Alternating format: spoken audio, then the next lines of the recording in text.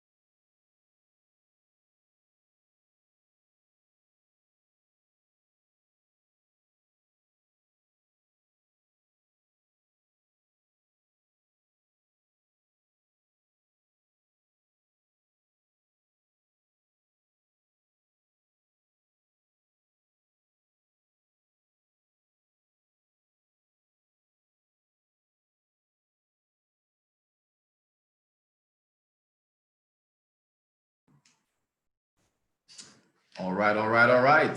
Good morning, everyone. Good morning, Lagosians. Good morning to people around the world that have logged in here. And good morning to our panelists. You are very welcome to a Lagos State 2021 budget review session brought to you by the Sino Group. Many thanks to the Sino Group for putting this together. And also thanks to Loretta Egba, the CEO of the Sino Group. Loretta, good morning to you. Thank you so much for putting this all together. Good morning. I'm really glad to be here. Thank you. Fantastic.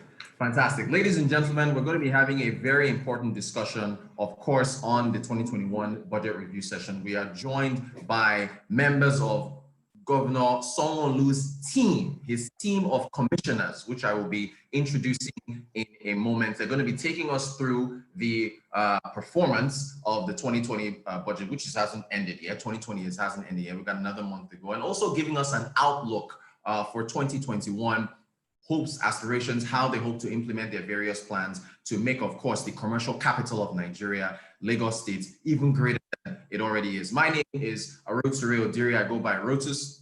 I'm the host of the Global Business Report on Arise News, also host of the Business Express on Smooth 98.1, and it's great to be here.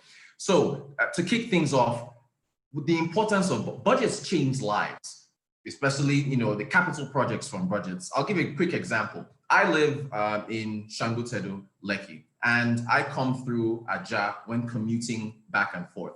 The Aja used to have a roundabout. Roundabout used to cause gridlock and traffic.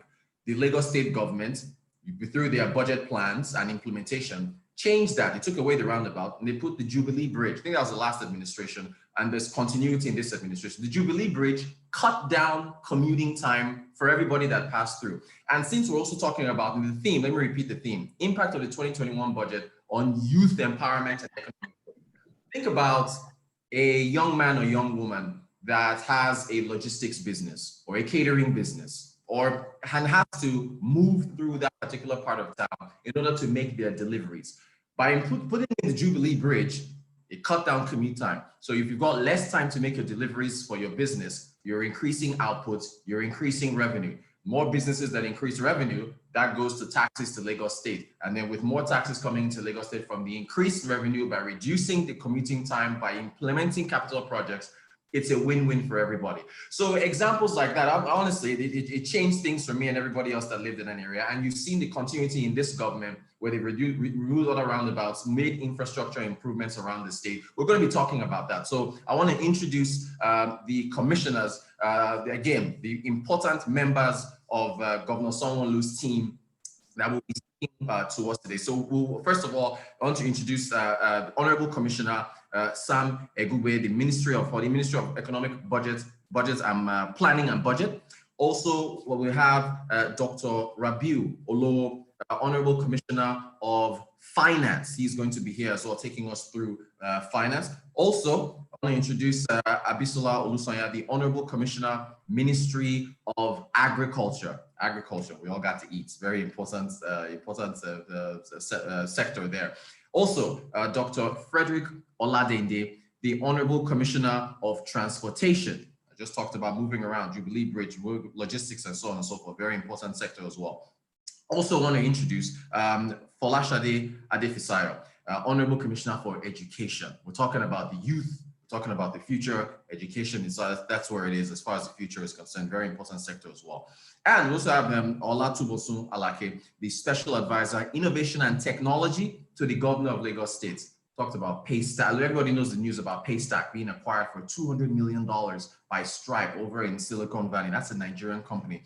Kuda Bank, all these other tech companies that have been making a lot of strides. They started here in Lagos. So it's very important that we'll hear from Olatubosun Alake, Special Advisor, Innovation and Technology to the Governor of Lagos State. And also very important, Engineer Aramide Adeyeye, Special Advisor, Works and Infrastructure to the Governor of Lagos State. So it's a great team that's been put together here. We also have members of the media, because we're going to have a Q&A session as well. So I do want to special mention to Nairametrics, TechPoint, Business Day, ProShare, Cable News, the Premium Times, This Day, Vanguard, Reuters, The Nation, Tribune, The Guardian, Channels TV, Rise TV, and The Punch. So members of the media will be with us as well, joining in order to ask questions. We're going to have a robust Q&A session. So look, this is very important stuff. We've had an interesting year, 2020. We're looking forward to 2021. So to kick things off, I am going to yield the floor to Mr. Sam Egube, Honorable Commissioner, Ministry of Economic Planning and Budget. He's going to have his opening remarks and also take us through his scope, his sector, his portfolio as well. The floor is yours, Honorable Commissioner. Go right ahead.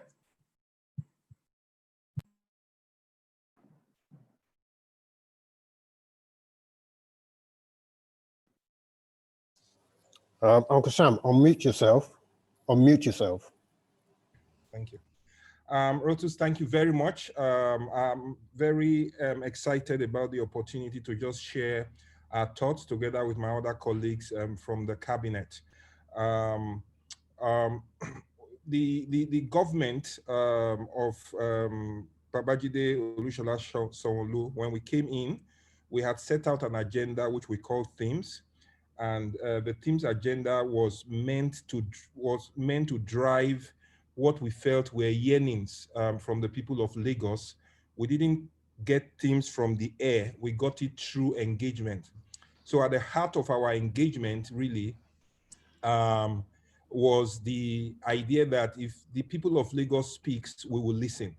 And the idea is to really love the people of Lagos the way they need to be loved, and not just to imagine how they want to be loved. So it was around traffic management and transportation. It was around health and environment, where we felt environment was going to be preventive. And then on the curative side, we'll see health.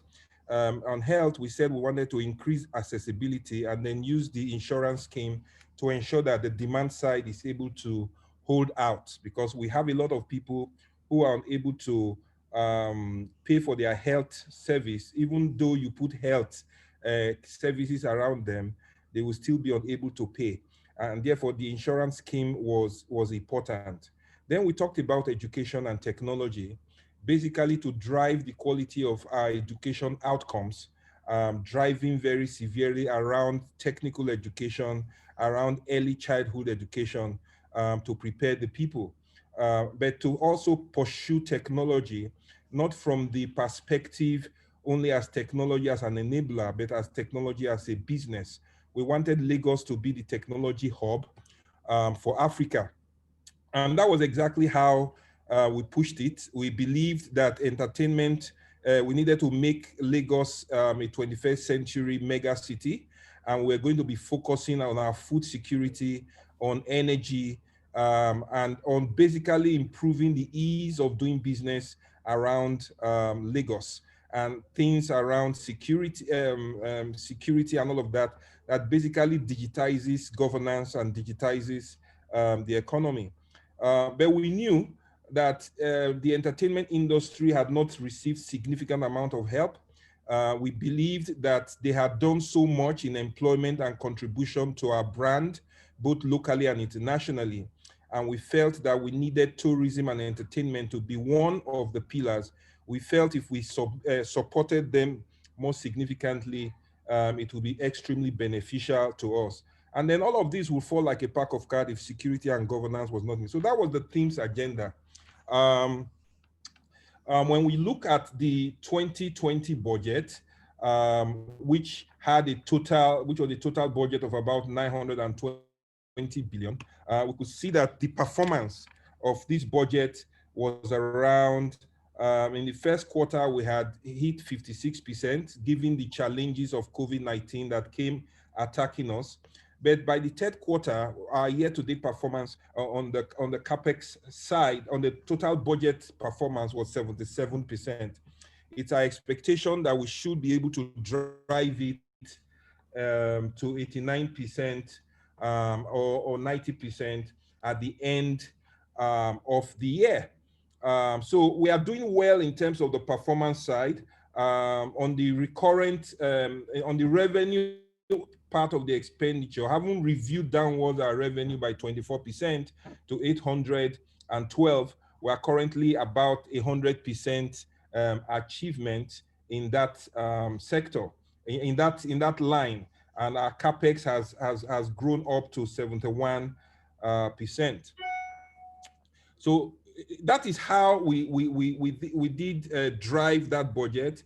And there's several achievements which we had in finance, in education, in transportation, in technology, and Agric became a poster child for the administration because COVID taught us that food security was going to be a very important part of our going forward strategy. We also felt infrastructure was going to help a lot with investment for the future and in providing the backbone for enterprise, especially supporting our small and medium-term enterprises. So that budget was the budget of reawakening, challenged severely by COVID, had challenges during the EndSARS situation in the destruction of some properties, but we are resolved to go ahead. So to do that, we have then strengthened the 2021 budget. And for us, the focus will be on employment. The focus will be on youth engagement. The focus will be on a lot of training because we need to get our people jobs. So that budget is a 1.55 trillion budget, analyzed into a revenue expectation of 963 billion, which is an 18.5% increase, and a capex expenditure of 703 billion. What that means is that we're going to be skewed heavily in favor of capital expenditure to recurrent expenditure, 60-40. That's an interesting thing. And what are the broad objectives we want to drive under this? We want to ensure that we continue to build an impactful partnership with the federal government, with the state government, with local government. We need to attract private investment. We need to improve civic engagement and participation in governance, leveraging technology. We also need to aggressively develop, upgrade, and maintain our infrastructure, and then improve our capacity to collect revenue, because if you fail in collecting revenue, your expenditure will certainly fall like a pack of cards. We believe we need to invest above all things in our human capital development, speaking about what we do to upgrade the capacity of our people in education, in health, in agriculture, basically their full range of capacities, and then improve the quality of the environment and our public spaces, and then basically facilitate a sustainable social investment. I will leave it at that for now. Given the drive, I would say that significantly there's been significant growth in the budgetary provision, Looking at infrastructure as a whole, justice, commerce, transportation, and works, it's moved up by 46%, putting all of that infrastructure bit together to 301 billion. When we look at food security, it's basically moved from 14 to 22 billion, because we believe Agric needs to begin to play a front seat on the table in food security and employment generation.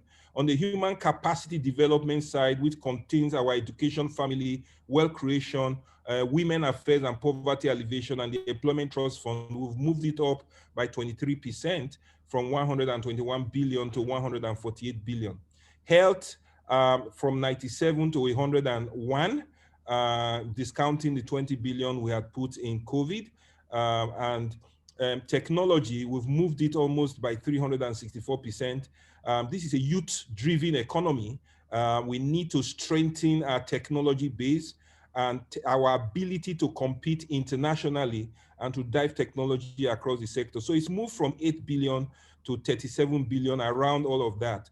And I think we need to then keep our energy plan intact. We have provided 32 billion in that area. So we've called it the budget of rekindled hope, coming out of a recession. We're expecting an early switch, probably in the first quarter, into growth. And it is that growth that we're preparing for by the way we have structured the budget. Thank you very much. I will just rest my case for the moment at that point. Thank you so much, Sam Egube, Honorable Commissioner, Ministry of Economic Planning and Budget. Really appreciate your remarks there. You touched on a number of things. Thank you so much for mentioning the fact that this is a youth-driven economy. Talked about the budget of rekindled hope. You've talked about digitizing governance and the economy in Lagos State. Went through the themes, turning Lagos State, of course, into a 21st century mega city. You talked about the challenges, COVID-19, the EndSARS process, and how Lagos State handled them and has pushed on. Lagos was the epicenter of COVID-19. Thank you so much for mentioning, of course, the capital expenditure to recurrent 60-40 ratio, having an impactful partnership with the federal and local governments, and of course, very, very key, improving the capacity to collect revenue. So thank you very much once again, Sam Egube, Honorable Commissioner, Ministry of Economic Planning and Budget. And again, ladies and gentlemen, this of course is the Lagos State 2021 Budget Review Session brought to you by the Sino Group. The theme is the impact of the 2021 budget on youth empowerment and economic growth. I'm now going to call on Dr. Rabiu Olowo, Honorable Commissioner of Finance, to take us through his remarks and, of course, how he sees things from his portfolio. Honorable Commissioner, the floor is yours. Thank you very much for having us on this program. Thank you very much for putting this together. I think for me, following from what the Commissioner for Economic Planning and Budget had said, the budget 2021 is an opportunity to re-examine and reshape the fiscal model into the one that is capable of rebuilding Lagos just from where we are. I think before talking about 2021, it's good to talk about 2020. How did we do, and how do we hope to take up from here? The Ministry of Finance is a shared service center. We work with all ministries, from works to health to education, just like that is being done by the economic planning. And so we are interested in providing that support that all these ministries, departments and agencies, needs in order to thrive. Like we are very much aware, we are not bereaved of ideas. In fact, the problem now is that there are so many ideas that we want to bring into form. And the question will be, how do we finance all these things? And that's exactly, the foundation of the kind of support that we give from the Ministry of Finance. But our focus is much more than that. We are focused on revenue management, expenditure management, debt management, investment management, and of course, reporting and compliance for the entire state.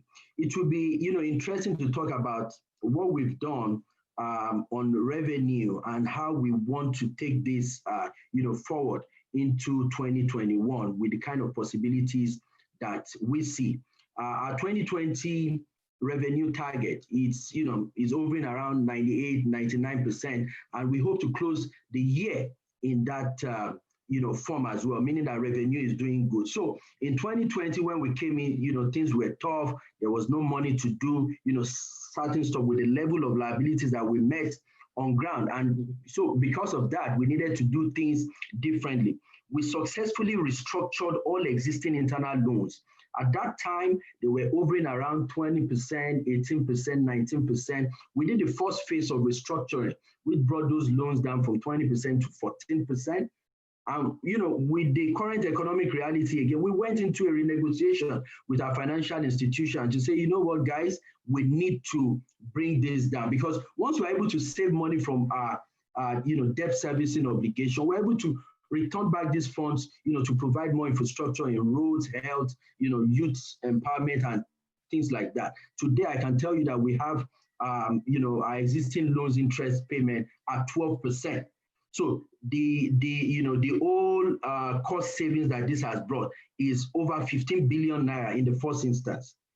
And as we are very much aware, we restructured the 2018 Land Discharge Administration, process with the Governor Babajide Olushola. So we'll use, approval to reduce the annual charge for this. And this has resulted even, into willful compliance from the citizens, and it's really helping us to get revenue up there. And with the fiscalization of the hotel, restaurants and, canteen, taxis, I think that also is making us to, get a lot of revenues in. So that's it on the revenue side.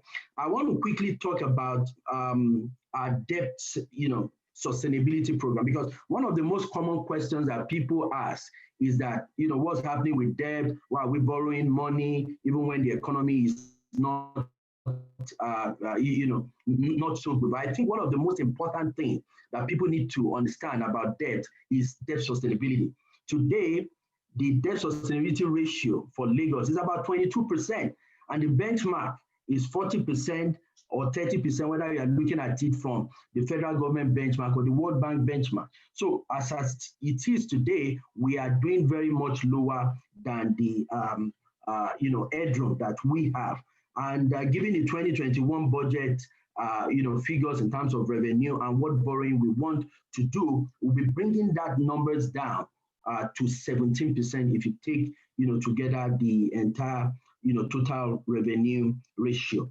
I also want to, bring forward a medium-term revenue strategy. In Lagos, I think for IGR, people say we're doing well. Yes, on IGR, we have the highest IGR in the country. But, when we are into a closed group as a cabinet member, we tell ourselves that we know that we have the capacity to do more. And that's why in the next 5 years, we want to make sure that our internally generated revenue mirrors the size of our economy. And that's why we're going to be focusing on the informal sector. We're going to be focusing on, all the revenue leakage, areas of opportunity. We're going to strengthen, enforcement like we've been doing. And we're investing in data. We're investing in automation. We're investing in intelligence with the investment we've done in e-tax that has made it more convenient for people to pay their taxes. And we're also looking at untapped revenue opportunity areas like stamp duties, areas like fiscalization that I've mentioned. So these are the things that have given us a very good head start in 2020. And looking at the 2021 budget is going to really make us to take the next steps for all these things to embed and grow. I will stop at that, maybe later I'm going to have the chance to talk about those interventions that were done during COVID-19, heightened period, between March and September. Those support we give to small businesses that has kept them, thriving and working, creating employment from this time. Those were the things that was done from the Ministry of Finance. Thank you very much.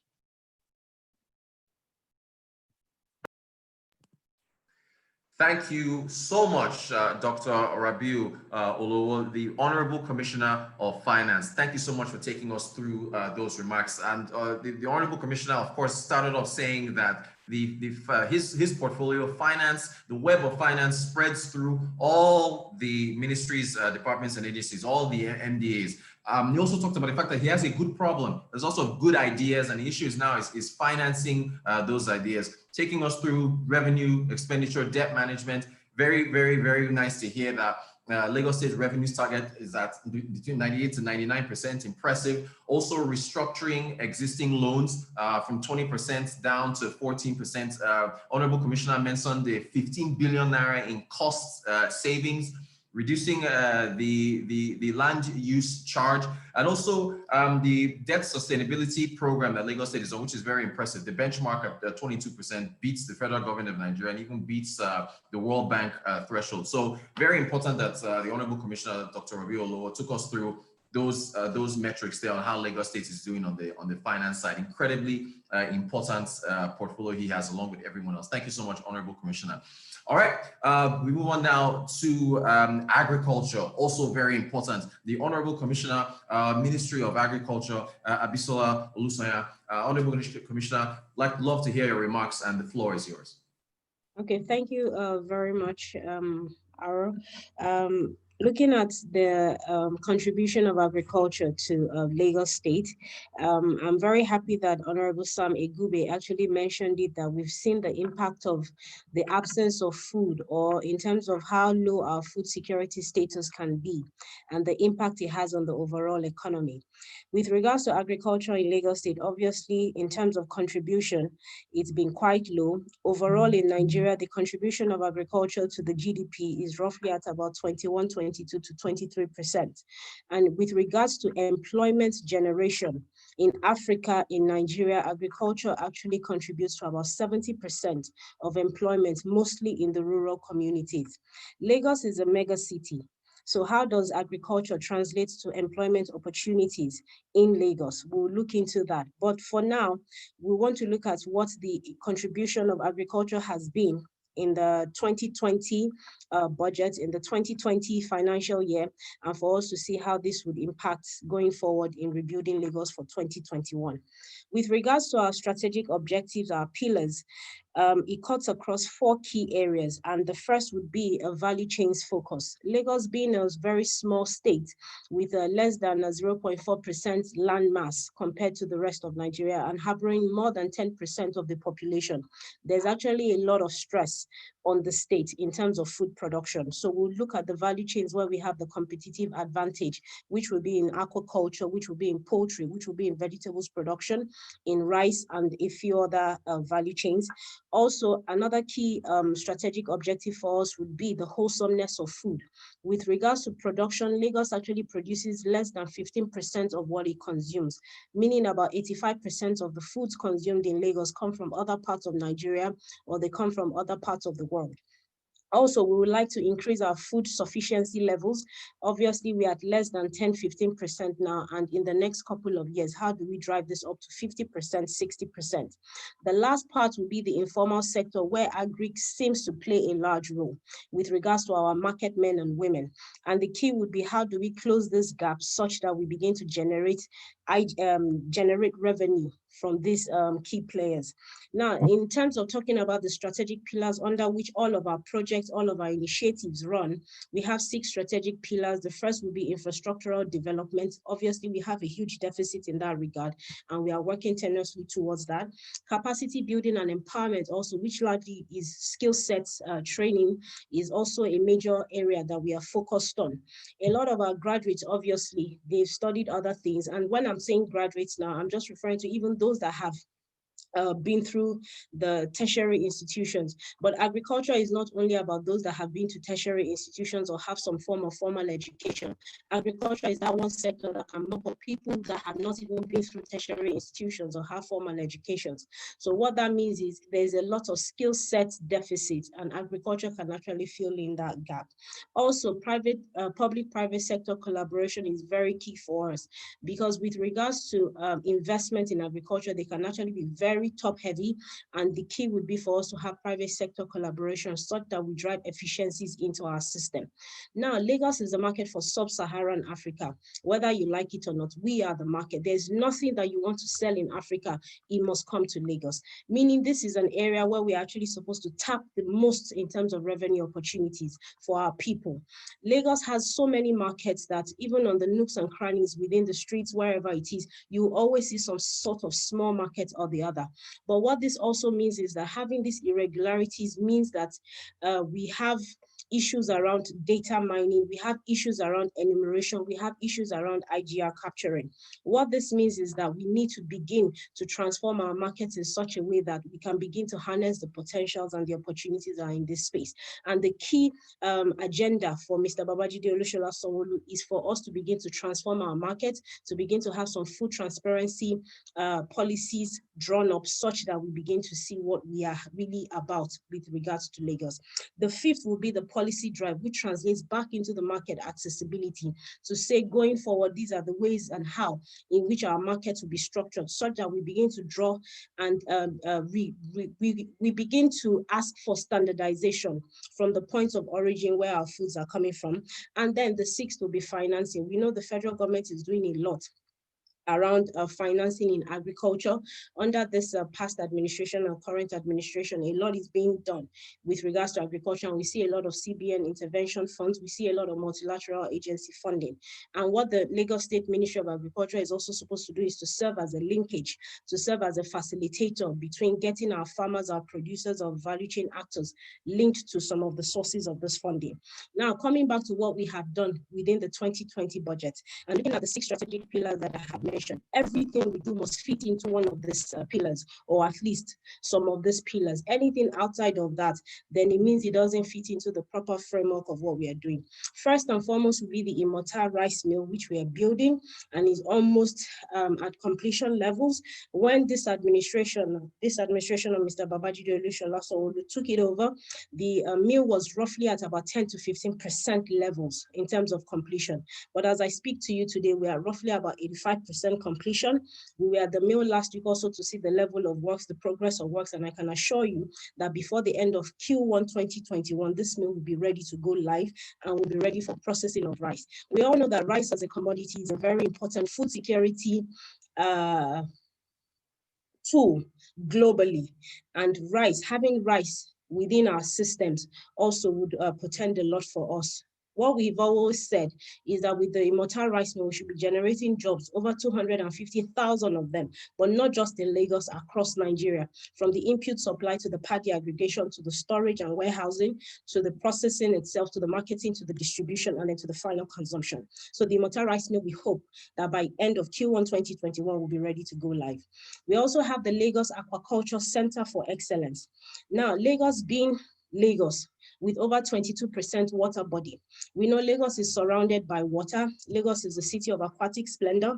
What this also portends is that when it comes to fisheries, we should be able to harness the potentials. When it comes to fisheries, we have 3 different arms. You have the artisanal fishery, which is where you have your fishermen. You also have your aquaculture, which is the fishing on land. And then you have the processing aspect of it. With regards to our artisanal fishermen, we are doing so much with regards to their empowerment, their training, and also to ensure that going forward, they are able to actually be more productive.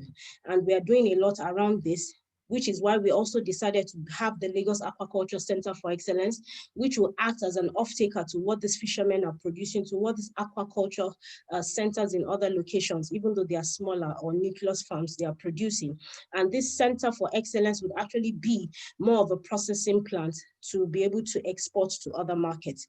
That way, our fishermen will see the incentive in actually producing more, since they have a regular off-taker who would be able to give them at the prices at which they feel is good enough and would incentivize them to produce more. We also have the Lagos Food Production Center located at Badagry, formerly called the Songhai Center, which was supposed to be a training facility. So it will act as a training facility come a production center. The reason for this is we have the Agricultural Training Institute at Araga Ekpe, where we are to train students, where we are to train graduates or whosoever it is that is interested in agriculture. But what we have seen, or what I have personally seen as a gap in our system, is we end up training these people, but with regards to placing them or giving them the jobs that are required, there's some sort of disconnect there. And what we are trying to do is to ensure that we have a facility where after they have been trained, those that are really into the agricultural space, those that really show the passion, those that are really serious about it, can go to another facility where they can actually put to bear what they have learned at the training institute. And in this food production center, they are linked up with anchors under the Anchor Borrowers program of the CBN, where they are giving inputs in the form of funding or funding in the form of inputs. They produce using our facilities. Whatever output comes, they sell it back to the lead anchors, and then they are able to make a profit. So we end up closing that loop.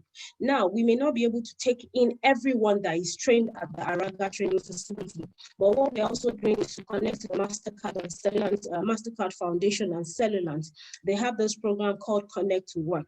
It's like a job placement board, but for agriculture, where those in the agri space, multinationals, businesses in the agri space are able to ask for those that have been trained by us, and then job placement is being done. So you have some at the training facility moving on to Songa, and you have some moving into the multinational or into some other small business entities, but within the agricultural space. Then we also have a lot of programs. More importantly, I'll mention the appeals program, which is the agro-processing productivity enhancement and livelihood improvement scheme program of the World Bank in collaboration with the Lagos State government. The agenda around the appeals program is to train well over 10,000 farmers, to train well over 3,000 or I think 4,000 women and youth. And in this year, 2020 alone, 6,000 farmers have been trained. 1,621 women and youth have also been trained. 750 youth have been empowered. By this December 2020, an additional 350 will be empowered. And then in 2021, we'll have a larger percentage empowered and then additional training done. This program is actually supposed to run for 6 years. It kicked off in 2018, but by and large, I can say that the program actually kicked off under the administration of Mr. Babajide Olusola Sanwo-Olu, with most of it happening in this year, 2020 alone. But more will be done in 2021. We also have the Lagos Agripreneurship Program, which I mentioned, which is under the Agri Training Institute. The idea around this is for us to train at least a minimum of 250 trainees every month, such that at the end of the year, we have a larger pool. The idea now is that for 2021, would increase this pool size such that we have more people trained, and not just to train them, but to ensure that they also have placement with regards to job, or if not with getting a job, but also being agripreneurs themselves. So the thing is, we are liaising with the tertiary institutions like LASU, like LASPOTEC, to ensure that we have crossover programs as well, where their students that have been trained in the school can also come on board to be a part of this program. And these and many much more are what we are doing around agriculture. We are also trying to ensure that with regards to information, putting the information out there for people to understand the opportunities that exist. So many opportunities exist in agriculture, but I think a lot of people just find it difficult to do the work, to do the research, and I don't blame them also. To do the work and research means the information should be out there somewhere.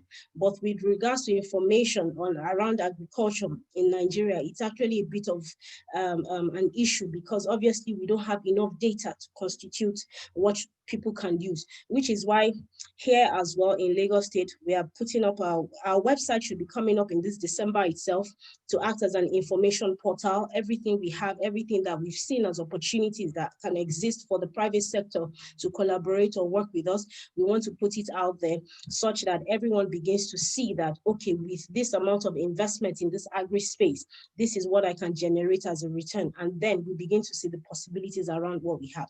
I always tell people, it's like you want to apply for a visa to another country. You don't need to go to the embassy to get all the information.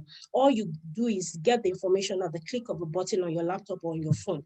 And that is what agriculture and every other sector in Lagos State is trying to do, to ensure that the information that is required for you to make that decision is at your fingertips. So these and many much more are what we have done in 2020. And in 2021, as a government that seeks continuity for all of its projects so that taxpayers' monies are not wasted. A lot of these projects will be completed by 2021. Like I mentioned, the Mota Rice Mill, the Lagos Aquaculture Center for Excellence, the Lagos Food Production Center.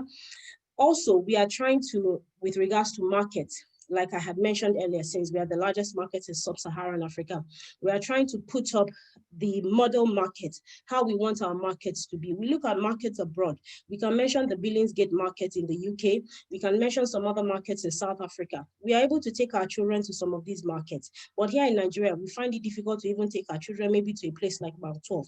From now henceforth, we should have a market structure that anyone can use it, not just as a means of getting food items, but also agro-tourism. So these are some of the other ideas with other MDs is what we are trying to put to bear for 2021. So I think I can put a stop to my talk for now, and then maybe if the opportunity prevails, I can shed more light as we continue. Thank you very much.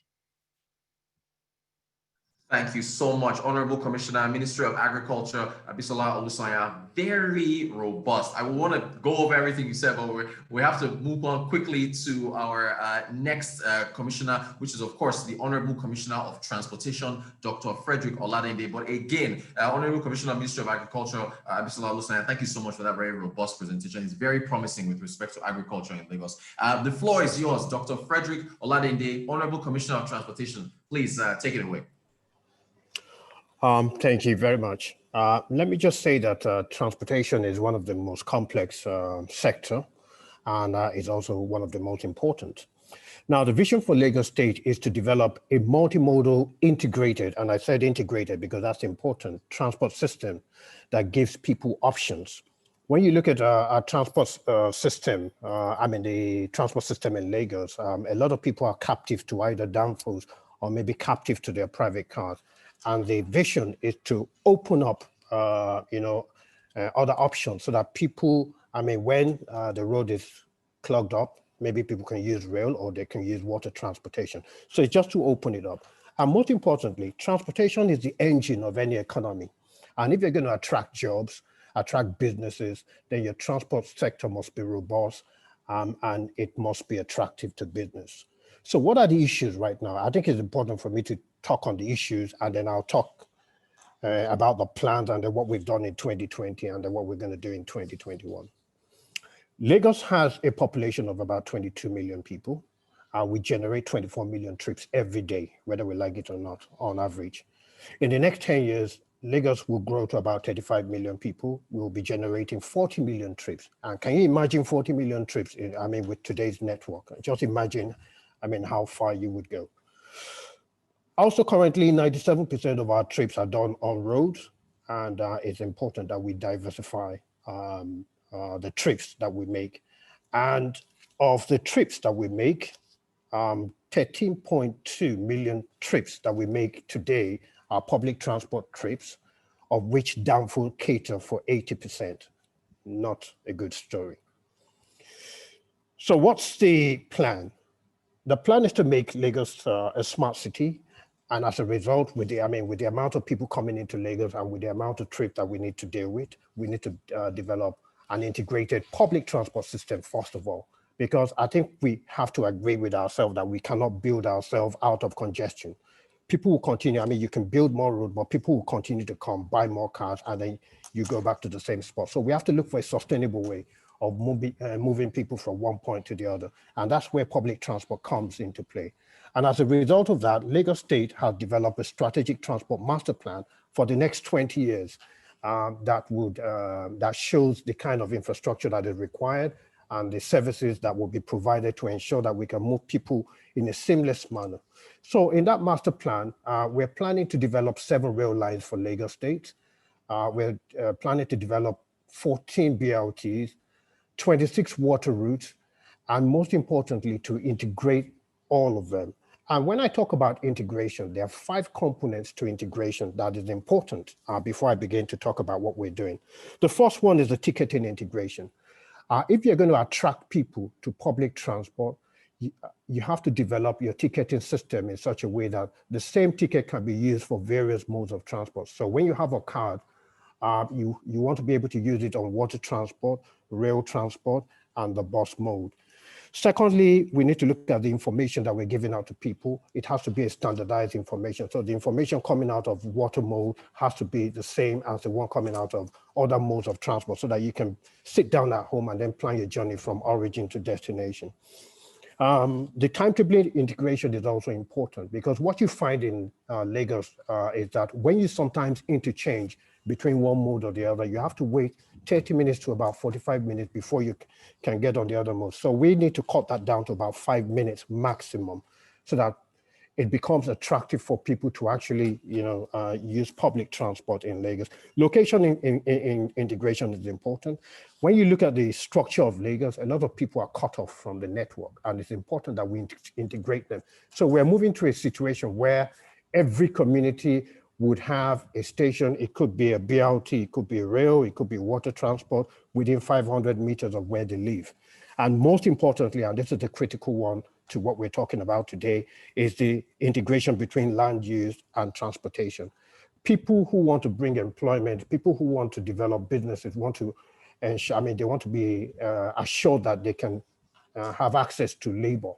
So when you build your transport system in such a robust way, so for example, the rail line around the stations, a lot of employment will want to collocate around there so that as people come out of the station, they can move easily into their work of employment, and then it becomes less stressful, and then the quality of life would improve. So what are we doing right now? Let me talk about traffic management. The network of Lagos, when it was developed for a population of around 3 to 5 million people. Now that we're 22 million people, you would discover that most of our roundabouts are now bottlenecks. Rather than solving problems, they are now creating problems.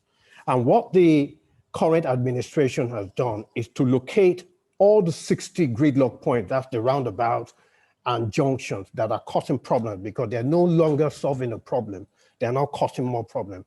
And what we are doing is to reconfigure most of them. So I'll give you some examples. So for example, Allen Roundabout used to be, Allen Roundabout was a roundabout. And when we were about 5 million people, it was a very nice roundabout. I remember about 20 years ago, going to Allen Roundabout was like going abroad. But Allen Roundabout has now become a choke point. And so what we simply had to do was to take it out, reconfigure so that we can increase the capacity of that roundabout and then signalize. And you would agree with me that right now, going through Allen Roundabout, it takes, you won't spend more than 5 minutes as opposed to about 30 minutes that we used to spend before, or 45 minutes just to traverse that roundabout. Abraham, at this time, I'm glad that the presenter talked about the Jubilee Bridge. So we're now moving further to Abraham Adesanya, which is another choke point. And we've taken out that roundabout. And in the next 1 month, we will complete that roundabout. And that will complement the Jubilee Bridge that was developed around Shangotedu, Ajah area. Lekki 1 and 2. Every year I get a call around Christmas time that, people spend up, to 2 p.m., 2 midnight or 3 midnight around Christmas period, because what happened is that roundabout simply locks up and then nobody can move. And that's because the sheer number of trips that converge to that point is so much that that roundabout had to be taken out. So we've taken out roundabout, the first roundabout, Lekki Roundabout 1 and Lekki Roundabout 2. And very soon as we signalize both roundabouts and then we synchronize it with the rest of the traffic lights along Lekki Expressway, people will be able to move seamlessly along that corridor. Obviously, we will now complement that with the regional road, which the special advisor will talk about. We've also done Maryland. Maryland used to be another bottleneck, but when you go to Maryland now, people don't spend more than 3 minutes to 5 minutes at that junction, and then they're able to enter Mobology Bank Anthony. Ikotun roundabout in Alimosho is also another example. And then when you go to Uniru, which was done privately by Access Bank, together with some contractor, you will see that they have changed the configuration of Uniru. And you will find out that it's now very easy to move around Uniru as opposed to the bottlenecks that we used to encounter some months ago. So on the traffic, like, I mean, when we talk about traffic management, we're looking to decongest our junctions. We will be going into other junctions like Yanokwaja. We will be doing Ikorodu roundabout and then some other roundabout that are major problems in Lagos. But let me now move from traffic management to public transport. You would agree with me that as we are growing in Lagos, I think the only solution out of our current predicament is the development of a mass rapid transit. And that's where the rail and the BRT comes in. So the Lagos State government has ramped up the development of the Blue Line, especially from Marina to Mile 2. Eventually, the Blue Line would end up in Okokomaiko. But the first 12 kilometers will be operational in 2022. And from Mile 2 to Marina takes about 2 hours right now. And by the time we implement that, it will take 30 minutes to actually traverse from Mile 2 to Marina. The Red Line is also a very important project which this government has embarked on. It's very important because that corridor caters for about 1 million trips. And with the fact that the federal government is using that corridor to actually develop the Lagos to Ibadan rail line, I think the Lagos State government saw the advantage in collaborating with the federal government in sharing that corridor. And so we have signed the sharing agreement. I think all negotiations have been done, and Lagos State will be adding some more stations. So the federal government are developing 3 stations. That's Ibutimet, I think Iju and Agbadu. And Lagos State will be incorporating Oyingbo, Ikeja, Yaba, and some other stations, just to make sure that we're able to move people from Agbado to Oyingbo in 30 to 35 minutes rather than the 2 to 4 hours that people are experiencing right now. And once that red line is completed, that section, it will be able to cater for 450,000 passengers per day. That line would eventually end up in Marina, but the first stage is to develop the Agbado to Oyingbo section. So that's the rail line. There are other rail lines that Lagos State had advertised, and we're looking to the private sector to come and participate and partner with the government. That's the Green Line. The Green Line is from Marina all the way to Lekki Free Trade Zone. So that would take care of the Lekki corridor. We have the Orange Line from Ikeja to Agboa. That will take care of Ikorodu. We have the Yellow Line from Ota all the way to National Theatre. That will take care of some parts of Alimosho. And then we have the Purple Line from Redeem all the way to Lasu. And that will take care of the other part of Alimosho, as well as those that live in Ogun State and work in Lagos State. And then we have the monorail that will take care of the center of Lagos, I mean, the central business district. That's Ikoyi and Victoria Island. And so it's like a round loop that will move people around, and so people can, move within Victoria Island and Ikeja within minutes, rather than, spending 20, 30, even up to an hour.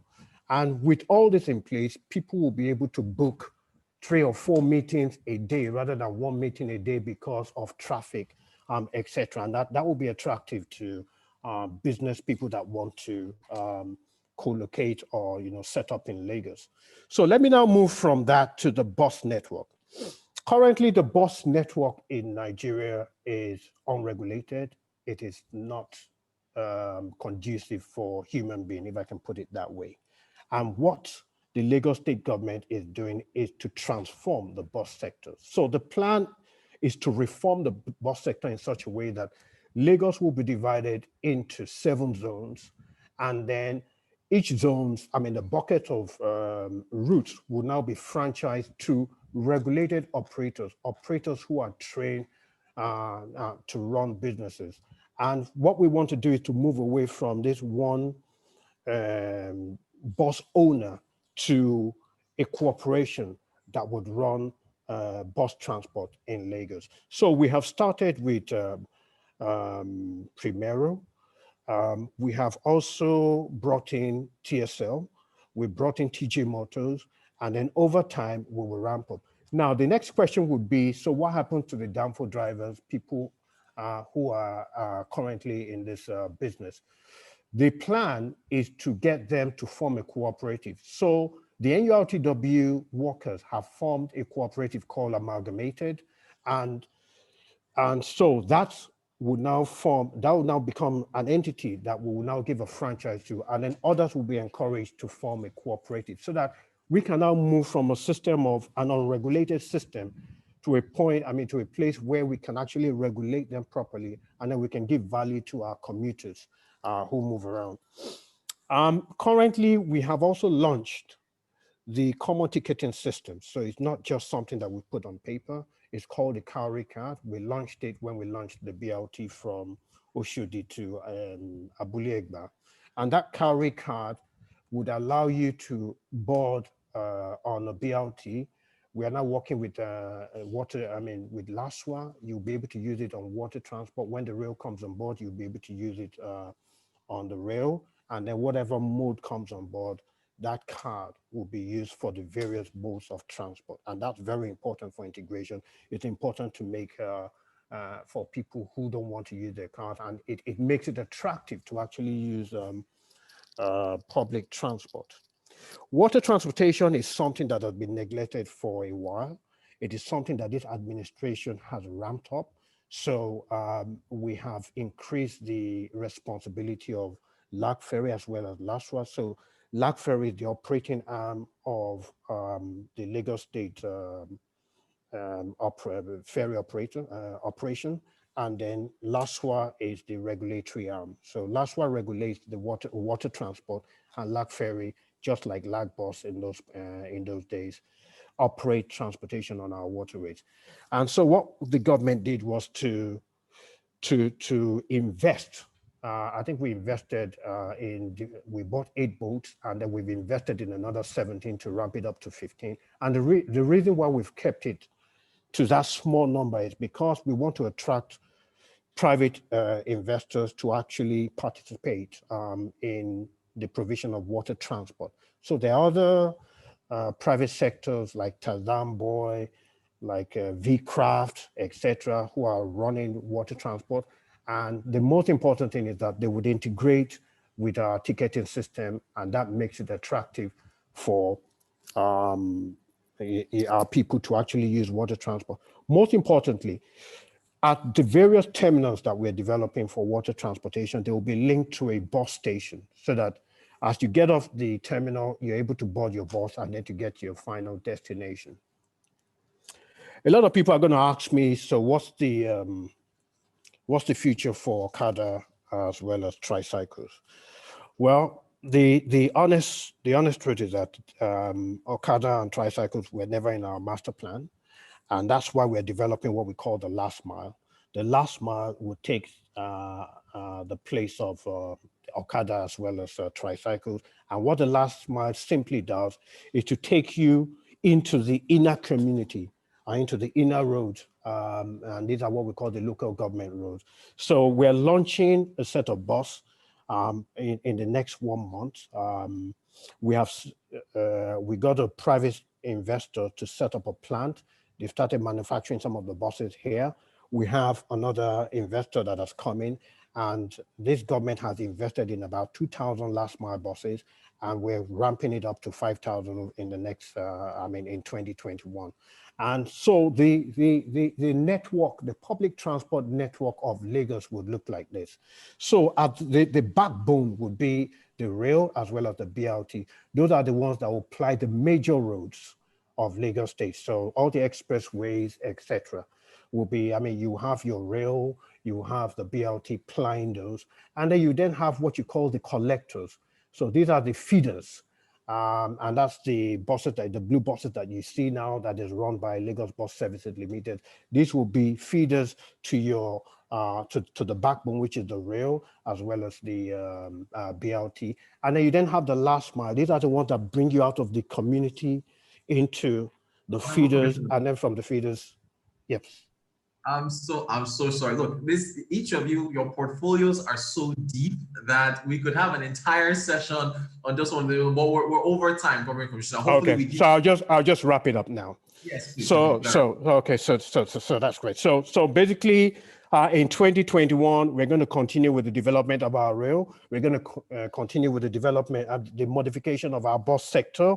Water transport would increase, and then we'll bring in other integration elements such as the transportation information system, etc. That will ensure that our system is robust. And the most important thing is that we need to give people options so that they're not captive to one mode. Let me just stop there, and I'm sure I'll take more questions later. Thank you so much, sir. Once again, Dr. Frederick Oladende, Honorable Commissioner of Transportation, and I can personally attest to the work that's going on at the Abraham Adesina Roundabout. So thank you so much, sir. Very robust. Again, I'm sorry I had to cut in. All right, we move on now to the Honorable Commissioner for Education, Folashade Adefisaya. The floor is yours. Another very important sector on education.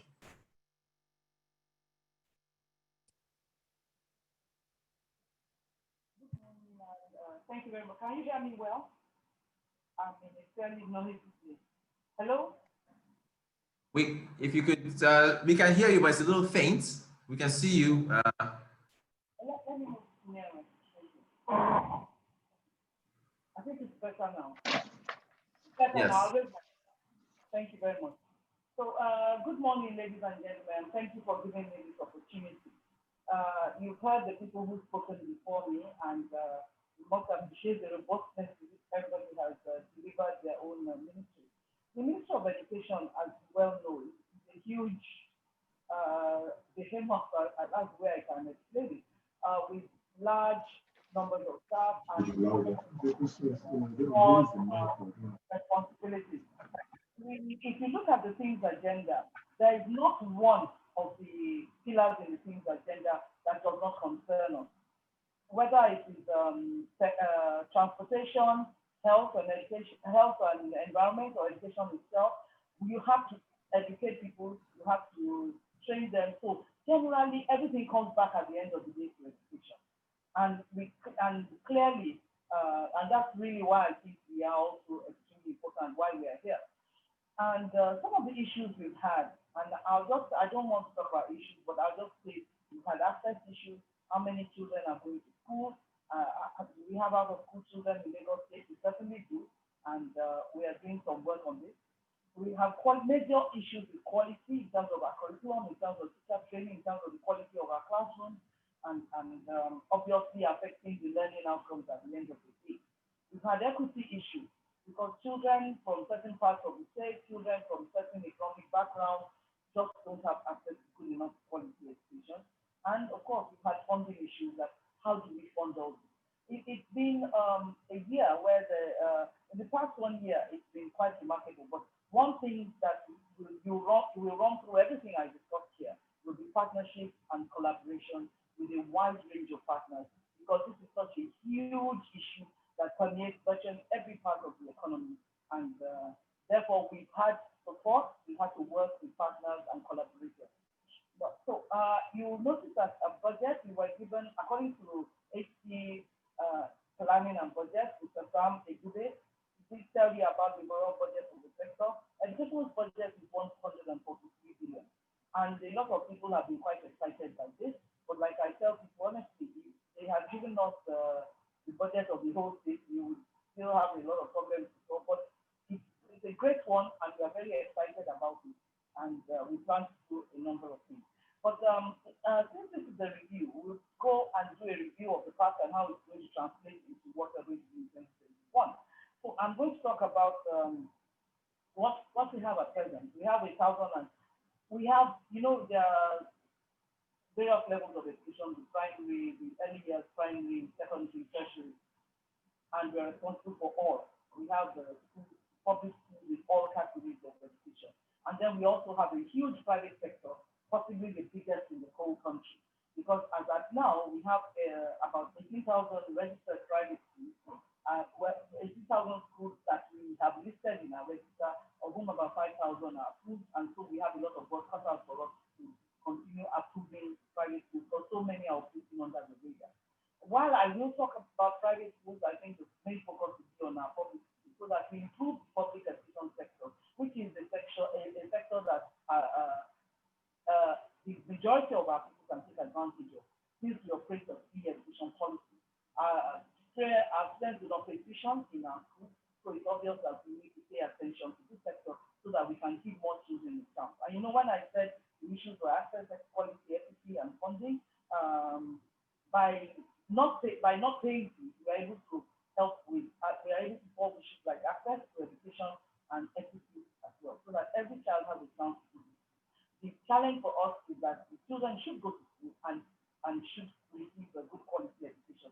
So our focus areas are going to be about 6 to 7. I'll start with integration with technology. And I must say that COVID was a very difficult experience for us because we had to close down schools. We closed down schools in March, and effectively they opened in September.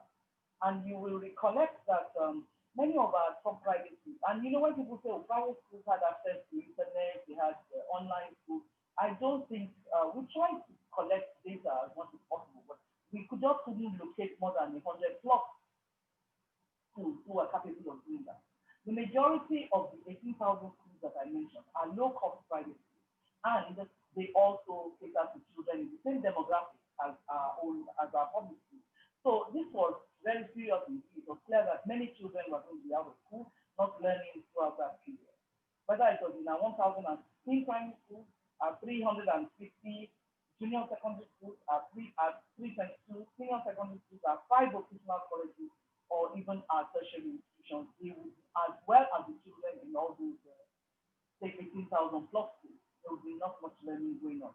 So while COVID was actually a terrible experience, I think a Phoenix did arise from ashes, in that we could see we hadn't invested enough in technology. And so with this, we were able to focus on pushing teaching and learning, even for poor children, onto online platforms.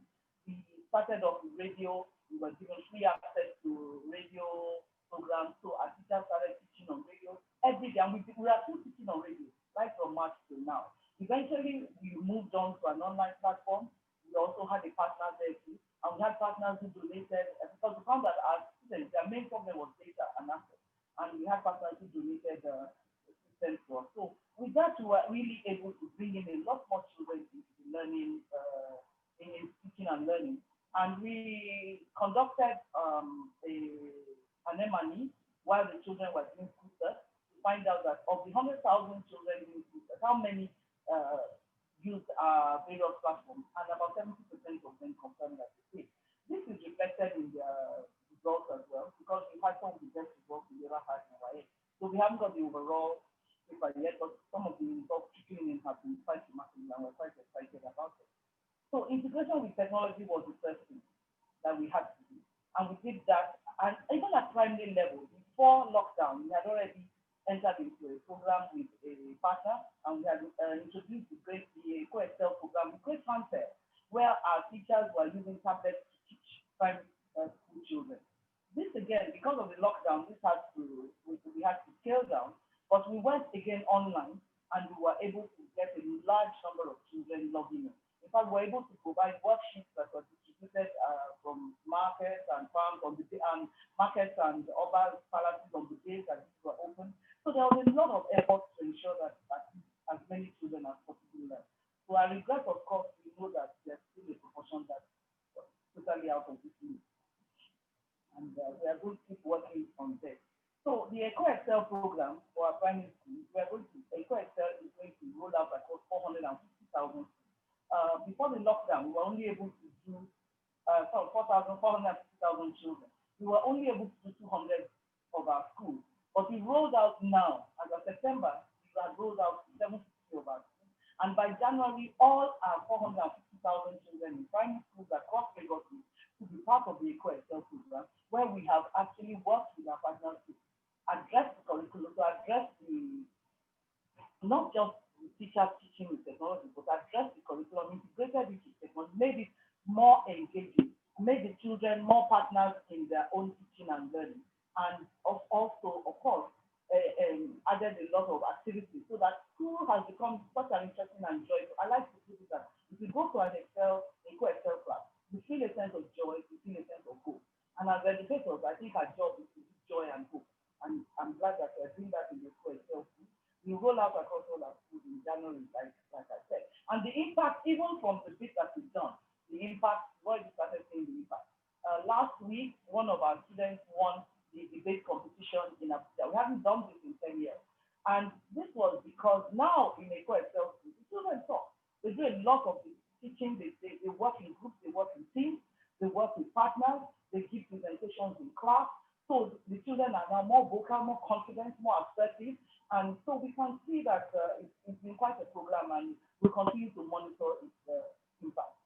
The second thing we're doing with technology, data collection, we know that they're out of school children. When we opened in September, we found that 20,000 children didn't come back to our primary school. We're working on them. And what we found is some don't have uniforms anymore, some don't have school bags. And so we started working with the community, supporting these children in whatever they need so that they come back to school. And we started coming back. During this period, again, like I said, we had partners donate 30,000 devices. We are going for 1 million, which is a stretch target, but doable. And right now, so some students in faraway places have online devices and data from Microsoft. And so they're able to log on, they're able to enter into chat rooms with their teachers. And the teachers have done a lot of teaching and learning online. I think this has been quite exciting. We've given these devices to SS2 students who are now SS3 students. We've also done a lot with teacher training. Honorable Commissioner? Yes, please. You want me to round up now? Yes, please, because of time. Thank you so much. Training, infrastructure upgrades, that's going to be in our budget. Vocational education is deliberate focus on it, inspiring teaching and learning, addressing our curriculum, working with our school children, and of course, focusing on special education. These are the long in our budget. Thank you. Thank you so much, Honorable Commissioner for Education, Folashade Edefisayo. Very, very, very important sector there as well, like every other sector from every commissioner we're hearing from today. Thank you so much. I want to move on now quickly to the Special Advisor on Innovation and Technology to Governor Sanwo-Olu. We have, of course, Olatubosun Alake. The floor is yours. Please take it away. Thank you very much, Rotus. Appreciate it. I hope you can hear me very well. I will try to be as succinct as possible and describe where our objectives really lie with innovation and technology.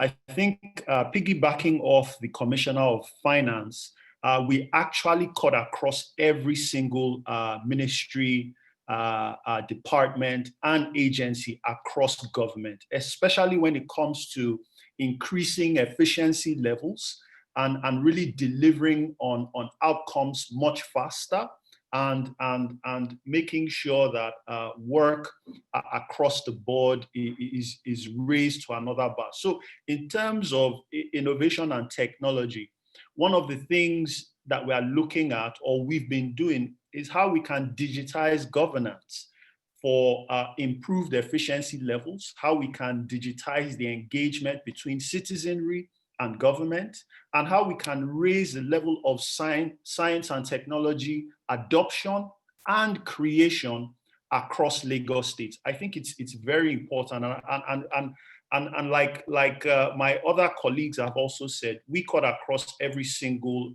division of Lagos State. And on this objective, we have a strategic master plan for innovation and technology in the state, and it's based on 4 strategic pillars. The first is access. We have infrastructure, talent, and funding. These are 4 major areas that we seek to intervene and turbocharge to be able to raise the level of science and technology adoption in the state. One of the key things that we are doing under the access pillar is the Open Government Project, which is a data layer project. One of the things we realize is that to be able to raise Lagos to the level of a smart city, data is a very, very key component and very key element of really delivering on the smart city agenda. And one of the things that we are doing right now is constructing a complete data architecture for Lagos State, from when data is generated by user groups all the way to display and use. And so one of the major projects, the Open Government Project, we are currently digitizing millions and millions of data sets in Lagos State, and providing a robust architecture that will be able to deliver critical insights into different civic areas of the state. And this is very important for decision makers who are in this room, and of course, for citizens as well. These are things that will improve. These are things that will improve governance and government to private sector and citizen engagement. And of course, this would also lend to raising the level of science and technology in the state. One of the things that we've discovered is we do have a very budding innovation ecosystem. And one of the things that we know we need to deliver is data, whether it's developers or software programmers wanting to build better products. It might be beneficial for a healthcare software developer to know how many hospitals we have in the state, how many beds we have. This would lend to better product builds for the citizenry and for governance in general. So we are looking at a very robust data architecture layer that will deliver the critical data insights for decision makers and for citizens to raise Lagos to the level of a smart city. One of the major projects that we're also doing, that we started on, is the Metro Fiber project. This is a robust program that seeks to place a very robust infrastructure layer in the city. Now, you know, we cannot have a smart city without a base foundation infrastructure. And so the Metro Fiber project is a project that seeks to deliver 3,000 kilometers of optic fiber cable in the first phase, and another 3,000 kilometers of optic fiber cable in the second phase. Now, along that infrastructure deployment, we are also deploying optic fiber ducts, the ducts that house the cable. What we are doing is we are turning the infrastructure regime into a unified architecture regime in Lagos State. So other players such as telecommunications companies will not need to dig the ground anymore to expand their infrastructure. We believe that this will reduce costs because one of the significant overheads in infrastructure deployment is civic works. And so if Lagos State is able to reduce the cost of expansion for other private sector players, then we know that we can proliferate infrastructure much faster for better outcomes, whether it's in healthcare, whether it's in education. And along the deployment, we are also connecting all primary and secondary schools and tertiary institutions free of charge on our network. And we know how this would help health outcomes and education outcomes as well. So not only are we deploying optic fiber cable, we are also deploying the duct infrastructure that would allow private sector players and even smaller players to be able to participate in this massive infrastructure rollout. So we're kind of democratizing that regime right now. And so on top of all of that will sit a lot of the smart city infrastructure that we also want to deploy. For instance, our Safe City project, which seeks to deploy about 2,000 video cameras for the security project. This would also lend to better transportation outcomes and security outcomes because, for instance, if you have security cameras that can read plate numbers for better enforcement of traffic regulations, I think that would also reduce congestion on our roads because whether it's plate numbers that have expired or things like that, it all adds to the better management of the city. So I've talked about the data infrastructure layer. I've talked about the actual physical infrastructure layer. We are also doing a massive intervention in science research and development. Remember, one of our objectives is not just to be technology adopters, but technology creators. And so last year, we launched our Lagos State Science Research and Innovation Council, the council that is responsible for intervening and raising the level of science research and development in the state. And in August of this year, we awarded about 100 million naira to 16 research initiatives across our universities. One of the outcomes and one of the KPIs that we are measuring ourselves by is, for instance, raising the level of patents in the city. We realized that the more patents that we are able to get, the more it points to a very robust science and technology ecosystem. And then these patents and these intellectual properties are the harbingers of wealth that we can use to create long-term value. So Lagos State has started one of the very significant science research intervention funds in the entire federation. We also, of course, award startups, and we intervene very much in the innovation ecosystem. Part of that 100 million, about 7 startups were awarded with different grants from areas like COVID-19 alleviation, food security, manufacturing, the circular economy, recycling, all these outcomes making Lagos State a smart, more livable city. And so that is a major intervention that we have started in the area of science research and technology creation. Another major project that we are looking at, and we've already started actually in 2020, is the Lagos Open Source Project. This seeks to democratize software development for Lagos State in the civic environment. We know that a lot of companies, technology companies and technology behemoths across the technology landscape are significantly using open source. Microsoft, as an example, has completely transformed its business model using the open source framework and open source resources.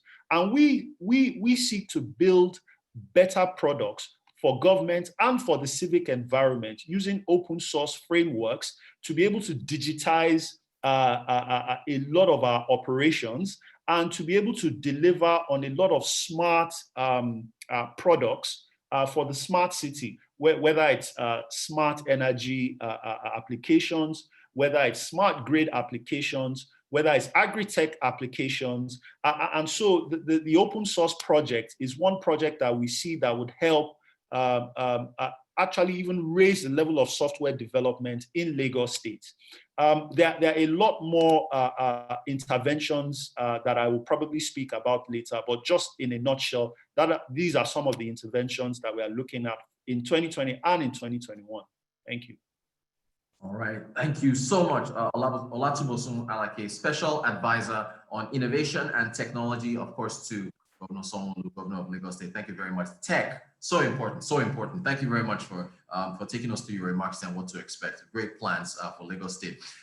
We now go to the Special Advisor on Works and Infrastructure to the Governor of Lagos State, Engineer Aramide Adeoye. You're very welcome, ma'am. The floor is yours. Thank you, Rotus, and good afternoon. Well, it's morning, it's still morning. Morning's everywhere else. Okay, so I would start by saying, as at last year, October, precisely 29th of October, everybody could recall exactly the state of roads in Lagos. It was so bad that the state of emergency had to be declared on the 29th of October. It was that bad. Everybody was beginning to call Lagos the city of potholes and craters.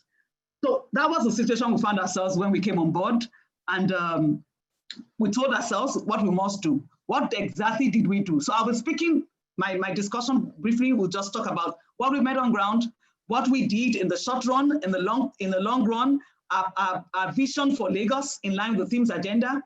Like you all know, this Ministry of Works and Infrastructure sits on the T platform, Transportation and Traffic Management. So together with Dr. Fred, my colleague in the transport sector, I think he has already given his version of his own future or vision for Lagos. So I'll speak to this. And like I said, last year, October to be precise, a state of emergency was declared. It was declared and we began to ask ourselves, what exactly would we do? We started by introducing structures, putting structures in place now to say, let's establish a standard set of operating procedures. How did we get here in the first instance? Things went so bad that all of the infrastructure was crumbling on our head. So we established those standard operating procedures, the SOPs, defining exactly what we must do. And then we had our quality assurance and quality control set in place. As soon as that was done, we did that also at the public works level department, where they knew exactly what to do, what to produce, in line also with the zero tolerance program. So we told ourselves, let us all address the zero tolerance program and make sure that all the roads in Lagos are rid of potholes. So we began that process with that quality assurance and quality control in place. And I'm happy to say to date, about 307 roads in total has been rehabilitated by the Public Works Corporation. That comes to about an area of about 626,000 square kilometers. If you measure that in terms of, if you have a normal road, that's about 86,000 kilometers of road in a standard two-lane carriageway. In all, you've had asphalt of about 118,000, almost 120,000 metric tons of asphalt laid. That's the work the Public Works Corporation has done. We've also done a lot of R&D to say a lot of the materials that are coming out, like tires, can we not have modified asphalt in our production and use that, burn at that high temperature range, burn it up and modify asphalt, improve the quality of our asphalt, because normal asphalt that you have is too brittle to withstand the axle loadings that you have. So try to do some R&D, toughen that asphalt and see that we'll get a better component. So we're doing all of those, ones. On the procurement side, I said something that we came in and we had emergency on our hands, and we engaged some 9 multinational firms to ensure normalcy and stability into the system. So that we did, and we had the likes of High-Tech, the big multinationals coming, JBN, Julius Baer Nigeria PLC, RCF, a couple of the nine of them coming and then stabilize. And CCC as well. So you will see roads, major arterials like Ikorodu Road. You will see them coming up. So you're having improved pavement that is in rigid pavement to withstand the axle loadings. Aside from that, one of the things we also told ourselves is we decide to improve our quality of our roads, at the same time improve our specification. So it's not just enough to put the structures, we also up to the standards.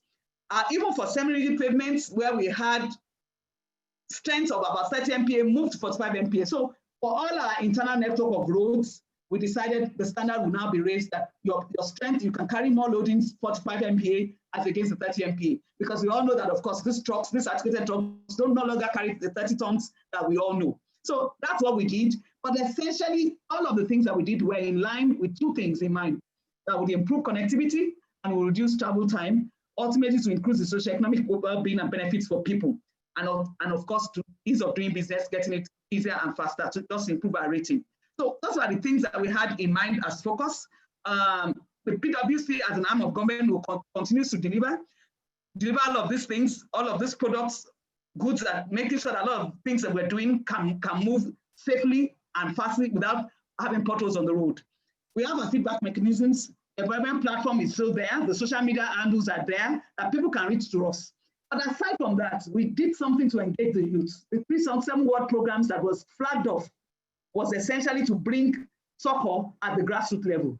And that's where the youth were majorly engaged in terms of production, what they can do for making small blocks, doing boreholes, setting hospitals, block setting, encouraging entrepreneurial spirit in the youth. We found that happening at the ward level where those 3-7 projects were flagged off.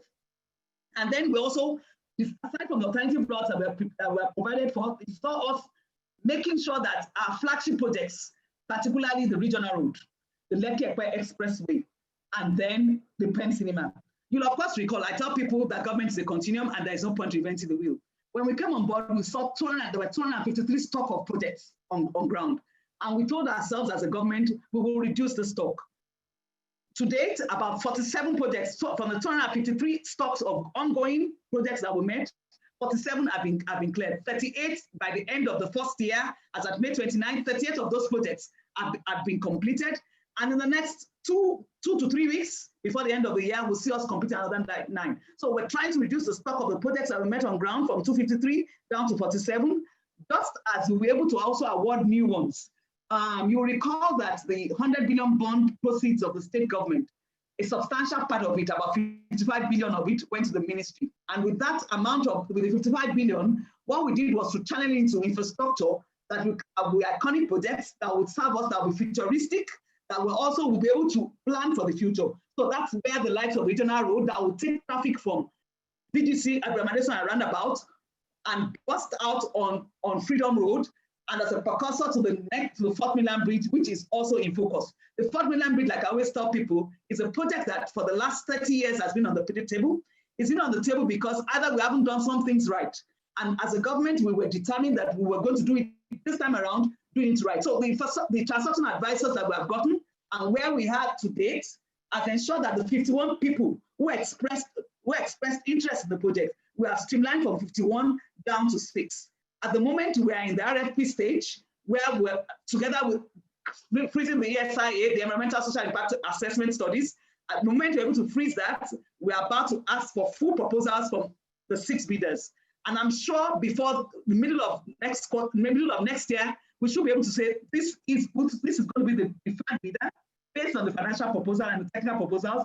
And then we also will have the reserve bidder just in case any of the preferred bidder is not working. So we're not leaving all our eggs in one basket. We're having alternatives. So those are the things that in futuristic that we've done.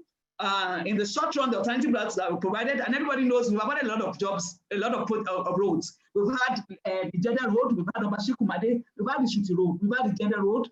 One thing that is common to all of these roads is the fact that the connectivity, like I said, the whole essence of this is having connectivity. So you look at the condition survey of the roads, what next must you do to open up this alternative routes?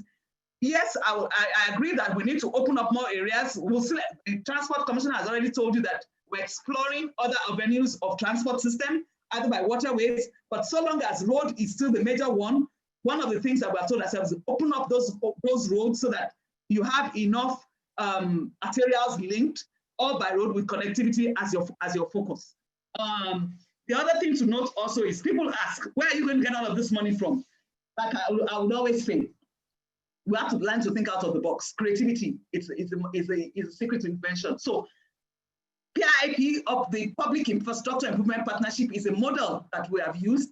We've tried it on quite a number of projects now. The first that we tried was Zenith Bank, Alias Adeogun. We did that beautifully well, and that encouraged us. It gave us impetus to know that we could also do this. And I'm glad Access Bank took the bold step. Everybody, about two months ago, we actually commissioned the Oniru Network of Access in Victoria Island, and then we moved on. As I speak, the PPP, that model is working, and a lot of corporates have come up to say, can we adopt this road? Can we take this on? And this ministry, that's what this ministry does, is we give them an enabling environment, we set up the standards for them, and they're keen to it, and government in return, and either in form of tax incentives, we do something to incentivize them, and they're able to flow. As of yesterday, I had one other corporate coming to take on Chapara Road in Ikeja, in Obakran, off Obakran. So a lot of the corporates are coming up on board because they see the transparency in the system. Once you set the standards for them, they can roll on. So the graphs, like I said, the budget for this year, even though it has increased by about 44% for us as a ministry, our budget size has increased by about 23%. Overall, in the economic sector where we lie, it's about 47, but half of that is actually what the increase in this ministry has. But of course, we're also doing more routes, and we'll continue to deliver more. But above all, in our focus is the need for us to ensure that we do not leave the stock, deplete the stock that we had as roads and try to finish it. In focus, for us, in focus is Special Advisor. At the end of the day, the capacity developments for our engineers, they're important, which we are revving up and ramping, because that's the only way we can get it better. We need to be able to complete all of these existing projects, like I said, and then the ongoing one. Pen Cinema in particular, I'm glad to say Pen Cinema is amongst the stock of 9 that will be completed. So that's the overall goal of focus: improved network, reduce travel time, and then ultimately socioeconomic well-being of people being improved, travel time, at the same time empowering the youths. You know that this ministry on an annual basis, we don't take less than 200 interns. And in doing that, we end up training more and more of them. Also, well, like I always say, God doesn't make mistakes. The NSAS, the aftermath of the NSAS, and all of the need to rebuild the infrastructure will ultimately create job employment for the youths. I keep saying this one. There will be opportunity for landscapers, for painters, for artisans. They will come. They will all come on. The Building Trust Fund, I'm hoping as if when they begin to roll in, that opportunity for the three youths will be there. A lot of the architects that right now that look like they don't have enough jobs, I'm sure they will have more than enough to chew by the time that project kicks off. All right. Thanks, Engineer Aramide Adeoye, Special Advisor, Works and Infrastructure, of course, to the Governor of Lagos State. Very robust there. Thank you so much for Thank you. Your plans and vision. All right, that brings us to the end of our presentations from our esteemed panelists who are part of the solid team that is assisting Governor Sanwo-Olu to, implement his vision for Lagos State. Thank you all so much. We now move to Q&A, and also, of course, want to recognize members of the media that are with us: Nairametrics, TechPoint, Business Day, Cable News, Premium Times, This Day, Vanguard, The Nation, Tribune, Channels TV, and a number of all media members of the media. I'm not going to go through some of these questions here and get some answers from our panelists, and then we'll continue with the Q&A. So, starting first off from Abiola Odutola with Nairametrics. Question here: in the 2020 budget, most of the revenue of 800 billion naira was anticipated from 4 key areas: Lagos State Inland Revenue Service, 500 billion, VAT for 111 billion, statutory allocation, 63 billion, lands and physical planning, 70 billion. Given that 2021 budget is likely to be expecting revenue from similar areas, what does that mean for small businesses who have been experiencing an extremely difficult year? Also, can they be expected to withstand the challenging economic environment whilst still incurring taxes? That's from the Abiola Odutola of Nairametrics. From Paul Emmanuel from TechPoint, and again, if you want me to repeat these questions, I'll be happy to. I just want to take a few of them from the media houses. Paul Emmanuel from TechPoint, and this is of course a tech-related question. He says, I'm interested in the state's Unified Fiber Project and the Smart City Initiative. How does that factor in the 2021 budget? How will telcos factor in? What will happen to existing private fiber cables? Will there still be issues on right of way? From Paul Emmanuel at TechPoint. Sheye Olumide at The Guardian. What is the Lagos State government doing to take advantage of the gray economy to raise generated revenue for the 2021 budget? Also from Teslim Shitabe from ProShare. Lagos State government has done a brilliant job of optimizing the use of taxation to build infrastructure. However, several tax leakages exist that could prevent the state from growing at a faster pace, especially leakages that are related to non-state actors. The non-state actors create 2 problems. First, a high informal taxation, which contributes to higher urban food and transport costs. And second, a loss of potential subnational revenue base that could lift the quality of life of Lagos citizens. What are the state's plans in respect of addressing revenue diversion by non-state actors? And then let me wrap up here with Segun Kasali from the Tribune. Basically, my question is, what is the impact of the budget on the common man or common Lagosian on the street? Everyone wants to take any of those questions first, can please go right ahead. We're starting, of course, perhaps with the first question from Nairametrics on revenue. Thank you. Okay, I would generally just help coordinate the questions, and where it is not covered by any of my colleagues, we'll just take on. So I would like the Honorable Commissioner to throw some light on the first question. I think he was about to talk on that, the issues around revenue, the gray economy, tax leakages, Commissioner, the floor is yours. Thank you very much, Honorable Commissioner Ruto, for those questions from the press. So on the issue of the gray economy, and I'm going to lump this up, of course, with leakages, that has to do with revenue. On our own as a government, when we came in, we developed our medium-term revenue strategy. And we found out that what we're doing in internally generated revenue, although big, when you compare with other states, we believe, like I said earlier, that we are not where we're supposed to be, given the size of our economy. 5 things are responsible for the gap from where we are to where we're supposed to be, given the size of our economy as a 30 trillion GDP state. The first one is the informal sector. The second one, of course, the obvious one, revenue leakage, from the way we collect our revenues or the way we do government business. The third one is enforcement gap.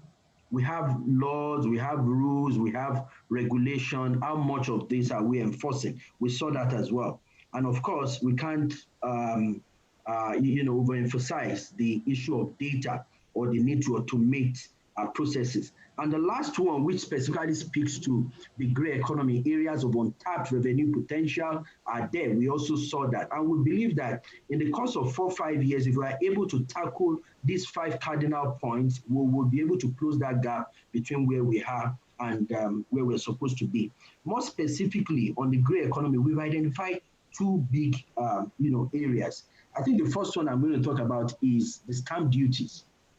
The stamp duties laws have been, from 1934 up to 1971 and, up till the Finance Act of 2019, which states that revenue, on stamp duties between transactions from individual to individual is accruable to the state, while that between corporate and individual is accruable to the federal government. There's been a lot of uncollected stamp duties, that is supposed to come to the state. We are at the forefront of ensuring that what is due to Lagos State is given back to Lagos State and not to the central government. We are at the forefront, and I think we are winning that conversation. And we hope that from 2021, all those will embed and, we'll be able to use that to deliver high revenue numbers, as you might have seen in the 2021 budget. I think the second big thing from a gray economy, that's areas that we are yet to, tap fully, is on the fiscalization of our hotel, restaurant, and canteen, taxes, which we call the consumption tax. There was a lawsuit up to the Supreme Court that we just won some months ago. So we are beginning to develop that framework again, ensuring that all outlets that deals with food and everything that has to do with consumption, that we align their system with our system. As they invoice for these things, we are seeing it in our system and we are collecting our consumption tax on that. So we believe that from 2021 first quarter, all this will embed and will actually contribute to our revenue going forward. I'll also talk about the informal sector. We have done a realignment of the entire informal sector. We have a lot of markets in Lagos. We have a Idumota market, we have a Alaba market, huge number of transactions go in there every day. But the truth is that I don't know how much of transaction, in specific time goes on in in those markets, especially with the way they trade through cash and all of that. So we have designed a framework, aligning ourselves, collaborating with the market, leaders, collaborating with unions, and the market leaders within those markets, to seeing that firstly, we identify people who trade in this market, and we take the next steps in ensuring that all transactions from this informal setup, also count, and they're able to pay their, so now we're not even going to call it taxes, we're going to call it levies, either daily levies and things like that. At the end of the year, they're going to be issued with tax clearance certificates so that they can feel, also as a part of the society in which they do business. The other one is on revenue leakage. We are doing a lot of things in terms of automating our system. If you look at the last ease of doing business ranking, we went, Nigeria went up, I think about 12 points. But if you look at that report as well, we dropped in ease of convenience of paying taxes. That was in 2018, and that's when we started developing the e-tax, which is fully developed now, creating that platform that will make it more convenient for people to pay their taxes, that is going to close gap on corruption, that is going to close gap on potential leakages. So those are the things that we're doing on that side. And of course, the central billing system, enshrining values and ensuring that all invoiced government, business is well captured within, the system. Ensuring that controls are being brought in every area, of our business. And of course, enforcement gap. There is a commitment from the Babajide Olusola Sanwo-Olu's administration, dealing in the framework that, no matter whose horse is got, the law is the law, the regulation is the regulation, and there will be no exception for any group of persons. So we're going to go all out in ensuring that the full force of our laws and regulations, especially when it comes to revenue, is brought to bear. I think that's the answer to the question on the grey economy. And I'm going to quickly talk about the question on small businesses. What are we going to do about the small businesses, even in the face of the recession that we currently face? In 2020, when we witnessed the height of the pandemic, and the implication on the business environment, it is of a truth that small businesses were the most hit. And what did we have to do? The government introduced certain timely intervention. Most of the small businesses that took loan from the Lagos State Employment Trust Fund, they were given 90 days moratorium that guys don't repay your loans. As of now, you need money to ease off your working capital requirement. We extended tax filing deadline by 60 days because we understand the implication of those, of the pandemic to the business environment. In 2020 that we are in, LSETF has supported over 11,500 micro, small scale, medium-term enterprises with over 7 billion, and has trained, I think, about 5,800 people. And it has placed 50% of that number in employment. So in terms of employment, in terms of employability, because Lagos State recognized that the real foundation of our economy today, as the 5th largest economy now, is small businesses. And it's going to continue to remain so in the long term. So we'll continue to support businesses with our fiscal policy. We'll continue to support businesses with the way we deal with the overall economy. And when we need to have concession, reduce taxes, make things more easy for them, we are always quick to do that, just like we've done in 2020. I hope I'm able to, answer the rate of that question. Thank you. Yeah, thank you very much, Honorable Rabi Olowo. I would just add a few comments on that and also take the question as to the impact of the budget on the common man, which is something he has also touched on. First of all, taxation, right, is not a penalty to the citizen. That's the first thing we need to understand. Taxation actually is the citizens' commitment to the collective good of the people generally. It is their equity in the enterprise called collective governance. So the idea of taxation is not against the people, but it's actually for the people. And he's talked about several things which we have done. The second thing I need to talk about is that one of the major difference between a developed environment and an underdeveloped environment is actually the way the environment is organized. And a better organized environment actually helps increased tax collection, not necessarily increasing of tax rates. And what we've done to try to organize this better is that we've seen, and Dr. Olowo did say something around that, is that a lot of the commanding height of our economy in Lagos is opaque, and we need to organize it. We need to organize our markets better. We need to organize our real estate sector better. We need to organize our transportation sector better.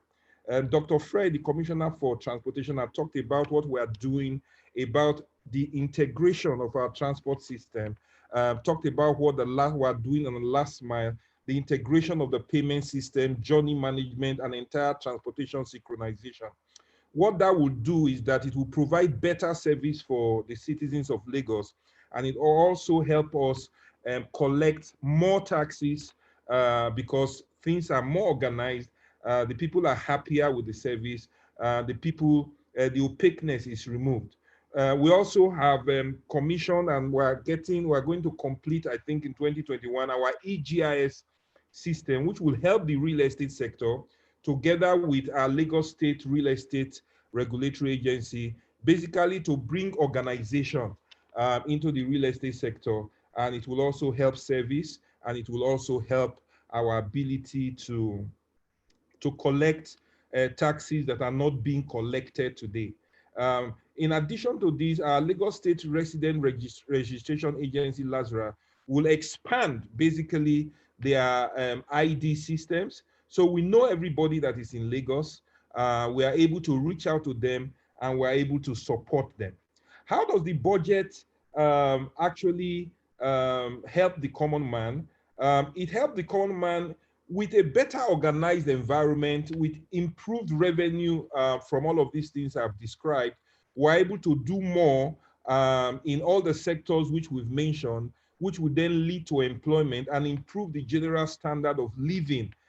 Generally, things that we need to do in health, and we are doing in health, things that we need to do in education, and we are doing in education. We just expand all of that, and the common man is the beneficiary of all of that.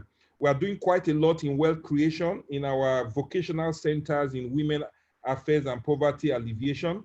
We have flagged off an internship program that will be addressing people who need experience, basically.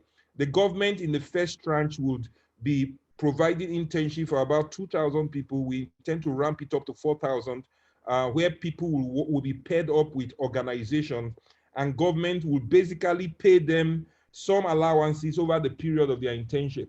What this does is that these people come out with experience. You know, one of the things people don't have is experience. But when you go through this internship program, it will bring a lot of experience. Agric talked a lot about all their training program and all their work creation program. All of these things she's talked about are not for the uncommon people. They are for the common people, right? And they would definitely participate and benefit from that. Works talked about the infrastructure work and the employment generation capacity that will come as a result.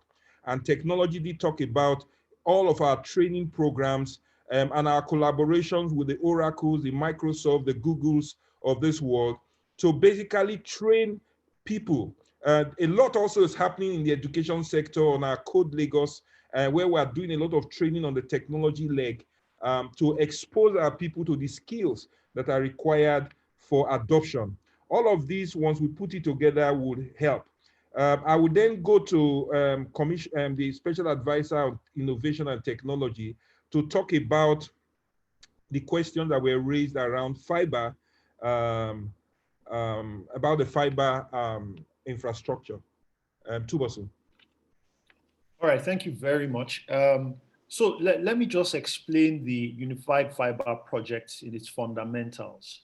It's a multi-year execution of about 6,000 kilometers of fiber optic cable connecting all government institutions, public secondary schools and primary schools, primary healthcare centers, and general hospitals.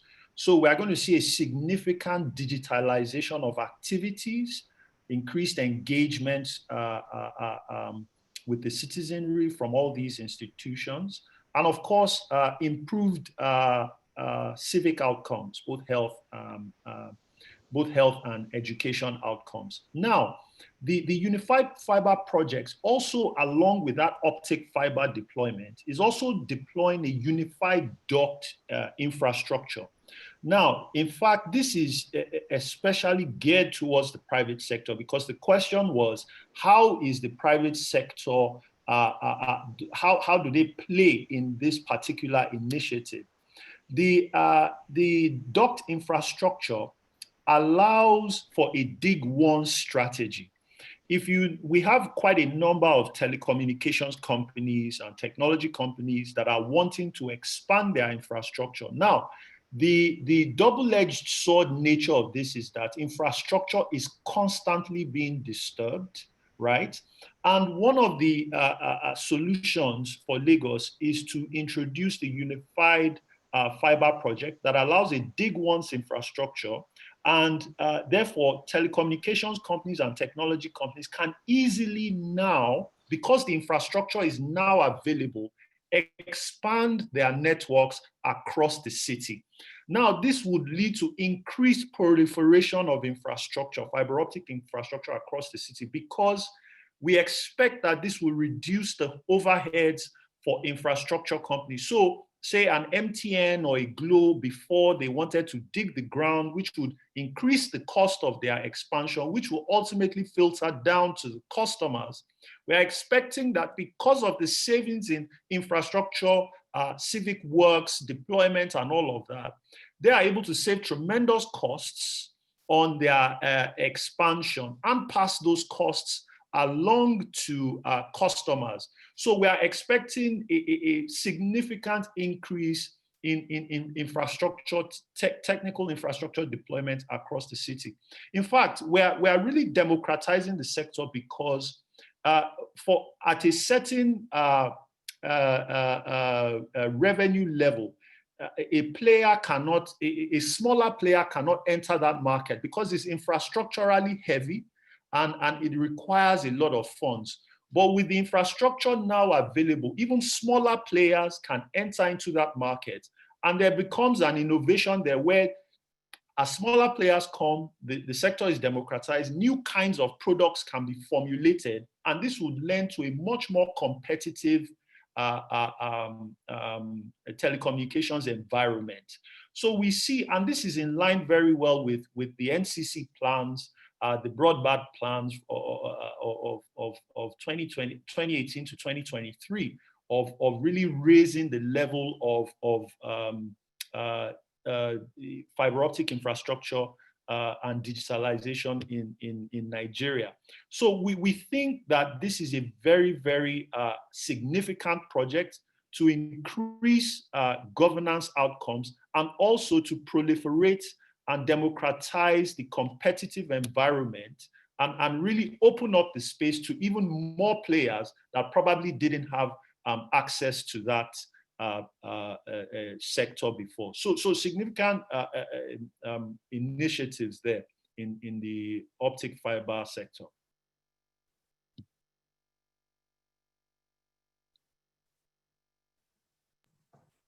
I yield the floor back to the moderator. I think those are the first 5 questions I suspect that have been addressed. Indeed. Thank you so much, Honorable Commissioner Sam Egube. Thank you so much. Actually, the Special Advisor Tubosun Olake, actually on technology, we've got a follow-up for you with respect to some more questions here.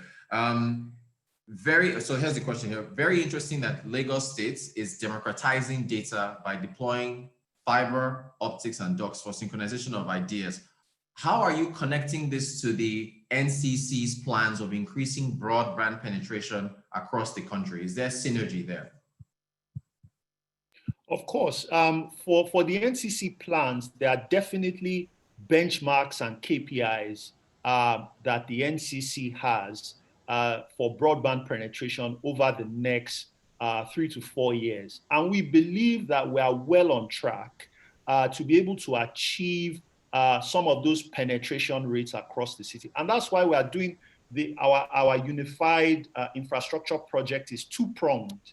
So we are deploying optic fiber for more penetration of institutions of government. And we are also democratizing and reducing the entry level for private sector players to also expand along with the government expansion. So this is a 2-pronged expansion. and it's doubling the infrastructure and broadband penetration in Lagos. So there is synergy with the NCC plans of broadband penetration, a significant broadband penetration by 2023, and we are quite in touch with our partners at the NCC, NITDA, and the Federal Ministry of Communications and Digital Economy. Also, to just mention that this is also one other area that the common man will benefit from in productivity. With this working, you are, as a technology person, you are better positioned to also not only work locally, but work from Lagos internationally. It will definitely improve significantly the productivity of our people, and that affects the common man. And when we talk about the red line is a significant contributor to the common man. For example, the red line will move 22.5 million people every month, right? Having a savings in travel time of about 1.25 hours. That means we're going to save 28 million man hours every month on the red line alone, right? That is significant improvement in the economic and the potential and the production potential of our people.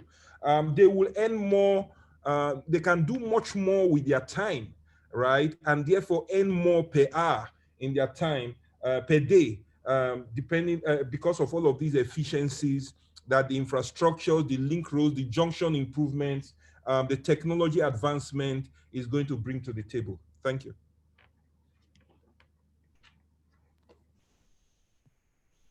Thank you so much, Honorable Commissioner. Okay, I want to bring in our Honorable Commissioner of the Ministry of Agriculture. We've got a question on agriculture. We've also got a question on education. I'll start first with agriculture. For you, Honorable Commissioner Abisola Olusanya, the question, I believe, is from the Tribune. What best strategies are you putting in place to change the narrative, considering the huge untapped potential of the agricultural sector in terms of increasing its contribution to GDP, jobs, and so on?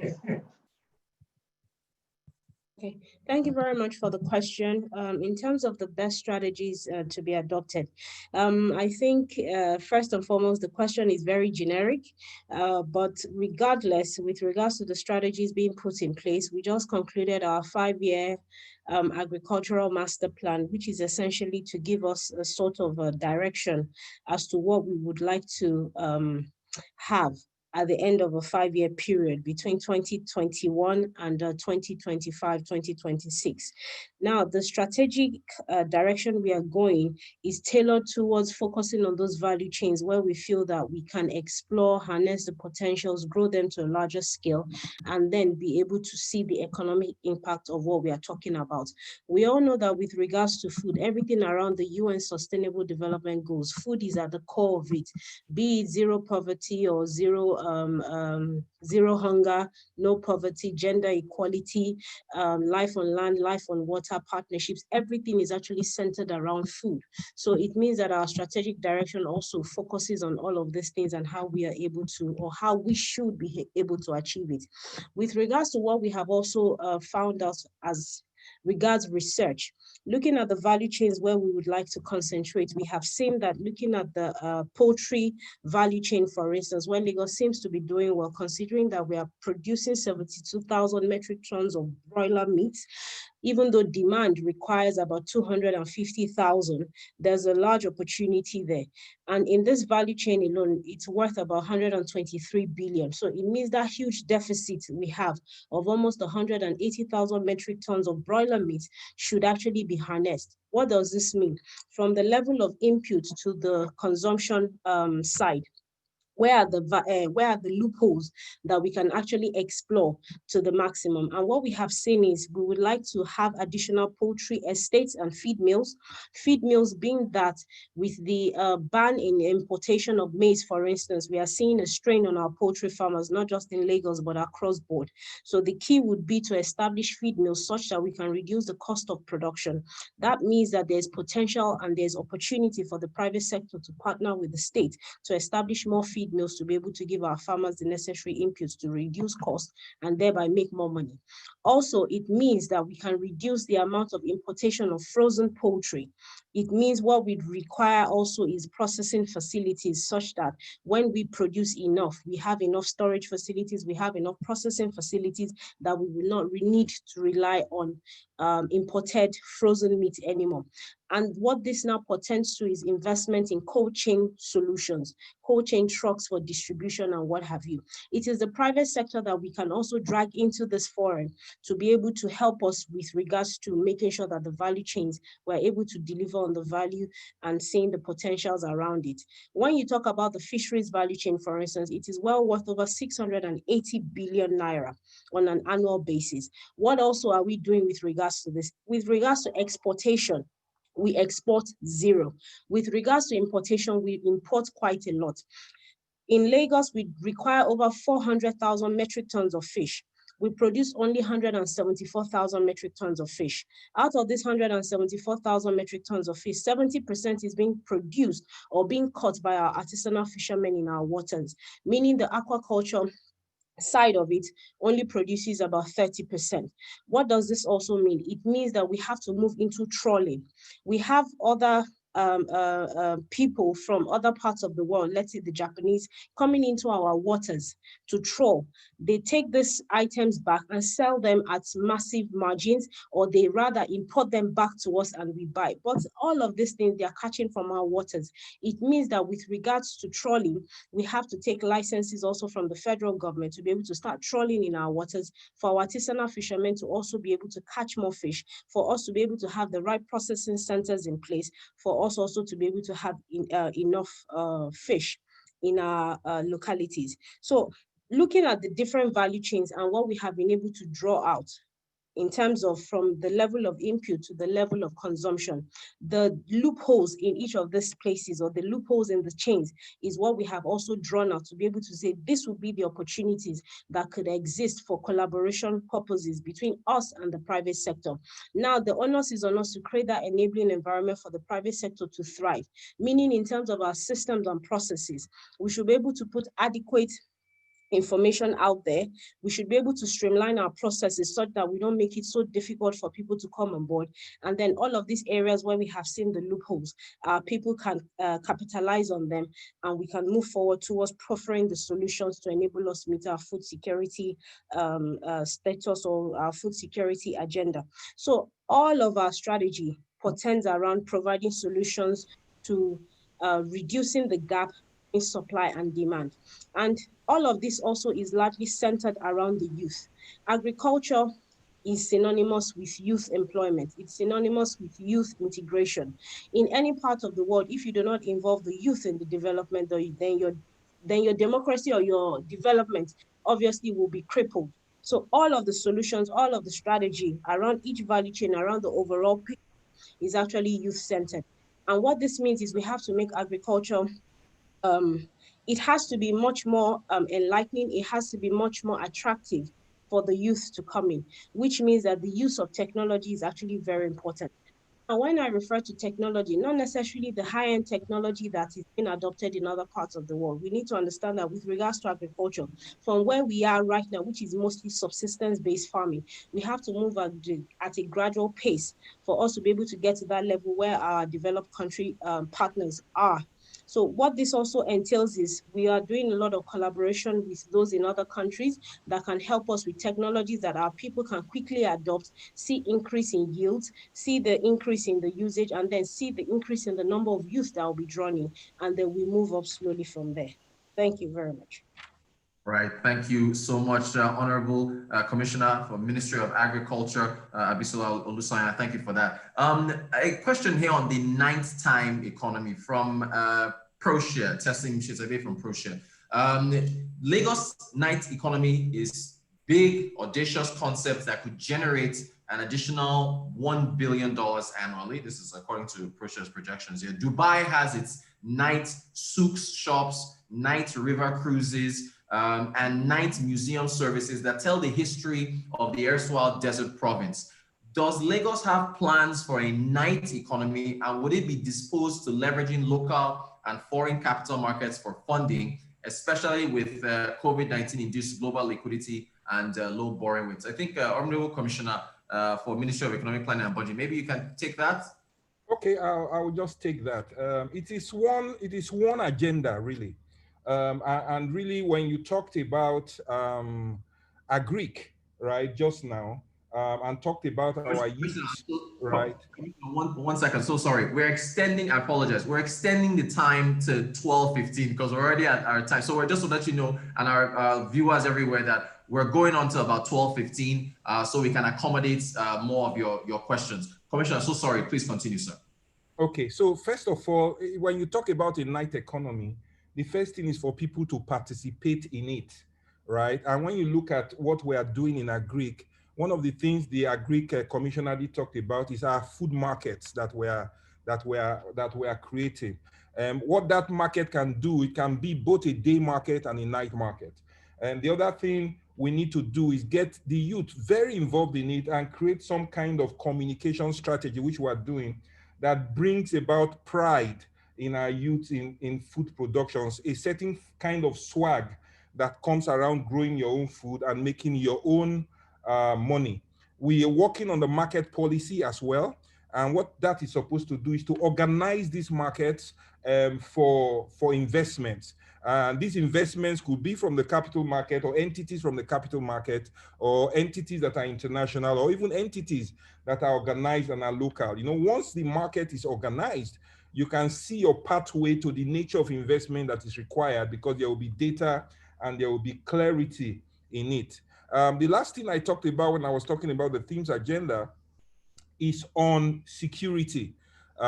So security for the night economy, which we call a double-decker economy, for that economy to strive, you need two things. You need infrastructure and you need infrastructure and you need security. On the infrastructure side, you are looking at all we talked about logistics, which is about roads and about our rail system, our mass transport system, because people must move. You also need energy because you need light. And that goes to what I said when we begin to talk about Light Up Lagos and the initiatives we are taking around that, which is around metering and around partnering with the DISCOs to bring, first of all, in the first with excess capacity into the Lagos environment, one community at a time, right? To ensure that we strengthen these capacities through our investments in metering, in the distribution structures of those distribution environments, and so on and so forth. But beyond that, we are going to continue expanding and training our security systems on the human capital side. We have the Neighborhood Watch, which is supposed to help us with a lot of local intelligence. We are going to continue to expand their participation in security in terms of intelligence gathering, in terms of Neighborhood Watch, in terms of just basically giving the assurance by their presence and their numbers in the various communities for people to feel safe, both at night and in the day. But in addition to that, we'll continue strategically to invest in our police force as far as Lagos is concerned, and also collaborate in the region through the Dons Commission in the Southwest region to just ensure that that entire system is matched up with. Now, what that does, for example, we talked about the fish production, is that with the less, for example, we can increase our production in fish, which is currently between 20 and 30 to about 80. And that will create significant amount of activity. With the organization of the market, we can see people creating in cold trucks and logistics and storage centers, which will then help support that entire ecosystem.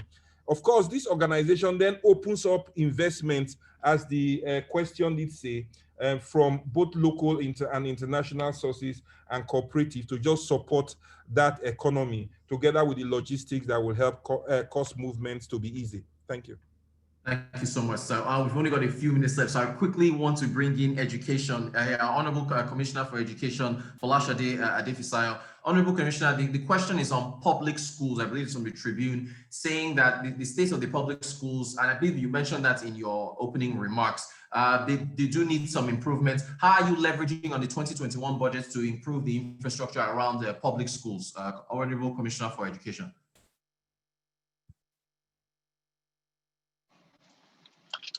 Thank you very much. Thank you for the question. It's a very valid question, and I will answer it as best as I can. The issue we have in education is that the primary schools are really under the local government, the secondary school under the state, and tertiary, of course, is federal, but we do all. Now, the governor has agreed that as a state, we cannot use this as an excuse for the poor quality of infrastructure in our schools, and especially our primary schools where some of the worst cases are. So we've sat down and met with the local governments, the chairman of all local governments, to agree that we will all work together. Next year's budget will not just be about secondary schools for us and primary schools for them, but even at the ministry, we will dedicate a significant proportion of our infrastructure budget to working with primary schools to upgrade them. That is going to be a deliberate effort. We are already spending money on EcoExcel. EcoExcel is a program of the Ministry of Education working with SUBEB, that is the State Universal Basic Education Board. We are both funding it together, and we are not going to cop out of our primary school. So it's a deliberate effort. And the person mentioned Badagry. I myself have been to Badagry countless times just to look at the schools, to start to develop strategies to manage them.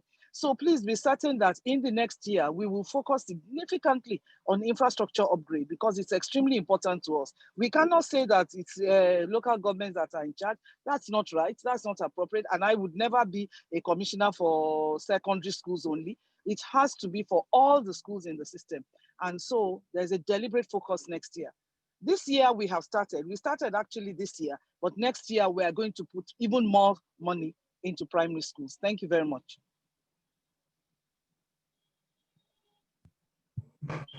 Thank you very much, Honorable Commissioner for Education, Folashade Adefisayo. Okay, we have to round up, but we quickly have to take a question on transportation. So we come back to Dr. Frederick Oladinde, Honorable Commissioner for Transportation. Okay, so as far as the transportation sector is concerned, will the bus reform, does it mean Lagos is going away from yellow buses and tricycles as far as bus reform is concerned? Honorable Minister for Transportation.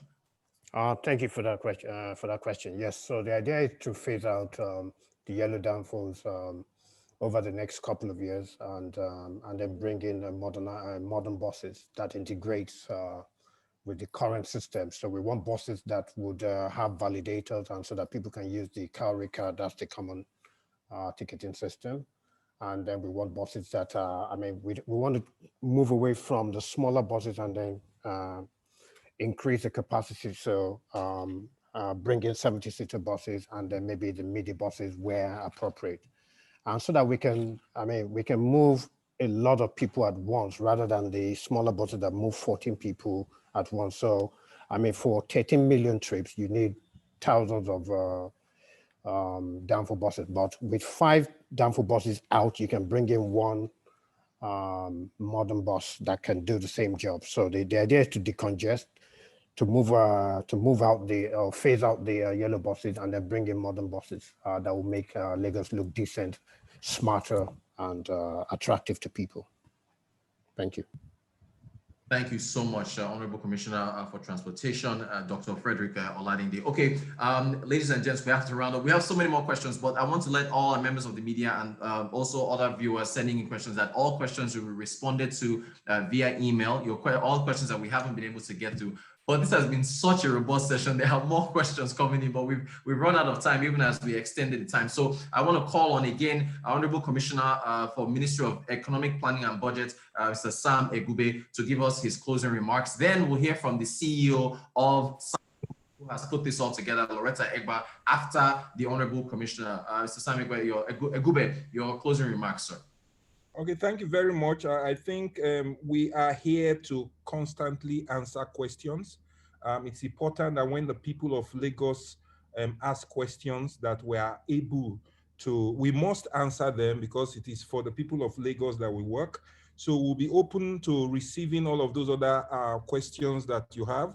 And if there are other forms of fora that we can organize to meet other responsible officers of the state to bring clarity to some of these things, we will do that. I would just like to say we've said quite a lot around infrastructure and how infrastructure is connected to job creation and how it is connected to youth empowerment, especially from the training part and to the job creation part. One thing we didn't quite mention a lot of is we didn't talk a lot about health. Health is classified as one of our human capital development platforms. And in health, we intend to grow the budget from about 12, where it is now, to about 13.5% over a period of 3 years. Like to say that in this year, we completed the MCC Badagry, the Modern Child Care Center in Badagry and Ekpe. We are rehabilitating the general hospitals at Isolo, Ebute Metta, Lagos Island, and the Harvey Road place.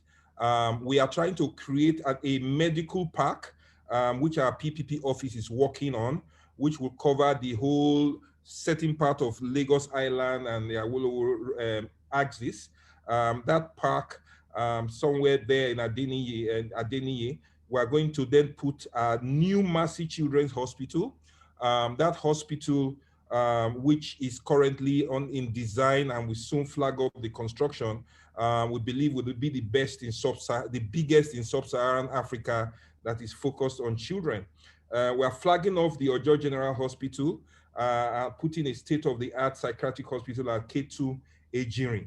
And given our experience in COVID, we're expanding and going to build a Lagos Infectious Disease Research Center so that we can add research to our care centers. On the education side, we heard a lot from the Commissioner of Education. We had put in about 9,000 devices in the hands of our teachers. That helps to standardize the training systems under EcoExcel. We've put devices also, provided tools and books for over 350,000 students. We intend to grow that to 450,000.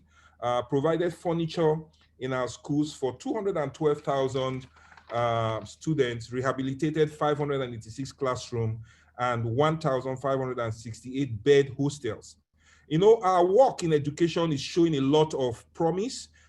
She just talked about the debate which our students attended at the federal level. I'd like to announce that Oriwu Senior Secondary School also came out best in Nigeria. Our own Oriwu, I think in Ikorodu. Also in the African Robot Olympiad in Hungary, which happened not too long ago, our team came out second, third, and fourth in Africa. Also our junior engineering competition, where our contingent got 11 trophies, 14 medals. LASU had just recently been rated #1 among all the state schools and private schools in Nigeria, and #2 in Nigeria by the Times Higher Education's ranking. So these are some of the things we are doing and the outcomes that's beginning to show in our education. But we know we must continue to support those who are unable to support themselves completely in education. So we've done bursary awards of over 250 million to 8,246 beneficiaries. And we continue to go as we do all of this. You know, this period of COVID, the entertainment industry was severely hit, and MSMEs also. So LSETF, together also with the Ministry of Wealth Creation and the Ministry of Tourism, were intervening, especially in the MSME sector. We're trying to create also the Lagos Creative Academy to basically train people in that sector and prepare them for high job exposure.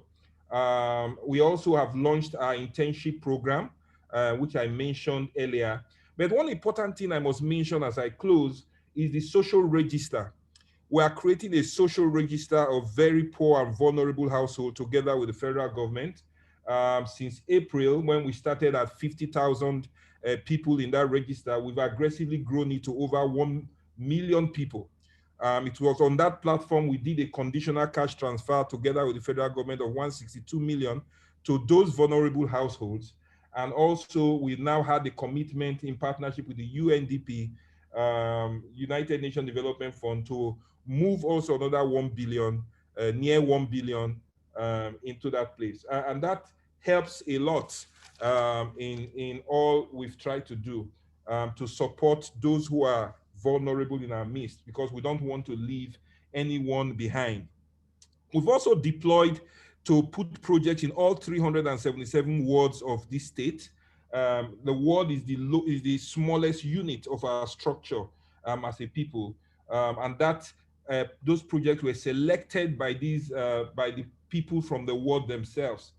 So that will be happening all over the place, and it just means that nobody will be left behind. I will commission all of that soon. Ladies and gentlemen, and members of the press and everyone here present, I'd like to thank every one of you for coming.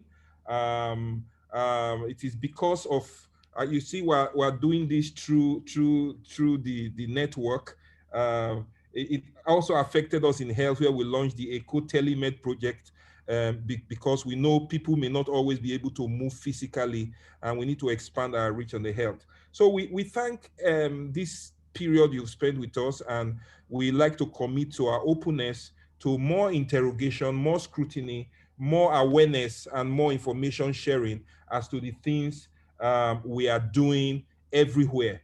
And the idea is that these things will be long-lasting. If you heard what the SA for Works talked about, the rigid pavement roads on the regional road, on the Lekki-Epe, those are roads that will last because of the nature of their design and construction for many, many years, tens of years to come. Thank you, ladies and gentlemen. I rest my case.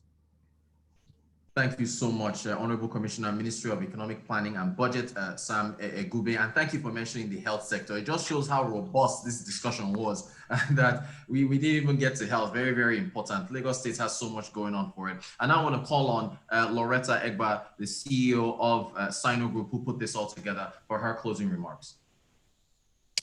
Good afternoon, everybody. Thank you so much for making our time to be part of the Media Roundtable. I would especially like to appreciate the commitment of the Lagos State team, Mr. Sam Egube, the HC of Ministry of Economic Planning and Budget, Dr. Rabi Olo, Honorable Commissioner of Finance, Dr. Frederick Oladende, Honorable Commissioner of Transport, Mr. Kola Shadi Adefisayo, Honorable Commissioner of Education, Mr. Bisola Olusonya, Honorable Commissioner of Agric, Engineer Ramide Adeoye, Special Advisor to the Governor on Works and Infrastructure, and Mr. Tubosun Alake, Special Advisor on Innovation and Technology. I also want to appreciate the media representatives here. Thank you so much for being a part of this. We believe that the business of governance should not be left to the government alone, because the citizens also have a role to play in ensuring good governance in the state. And at Sino, this is something we are passionate about. We are passionate about bridging the communication gap between the government and the people. And we also want to be sure that the conversations we have around governance come from a place of verifiable information. Yes, so we look forward to having more of these sessions subsequently. Please note that the recordings from this session, the videos will be made available rather to the media representatives here, and it will also be on all our social media platforms. Thank you once again for being here, and have a pleasant weekend. Thank you so much, Loretta Egba, CEO of the Sino Group. Thank you again to the Sino Group for putting this all together. Thank you all to the commissioners and the special advisors. You have all been fantastic. I think you all are the Avengers. That's the group, the superheroes putting Lagos State forward. Thank you all so much for your time. Thank you to all the members of the media. Thank you to all the viewers. Rotus Odiri signing out. You all have a very nice weekend. Thank you. Thank you. Thank you. Thank you very much. Thank you. Thank you very much for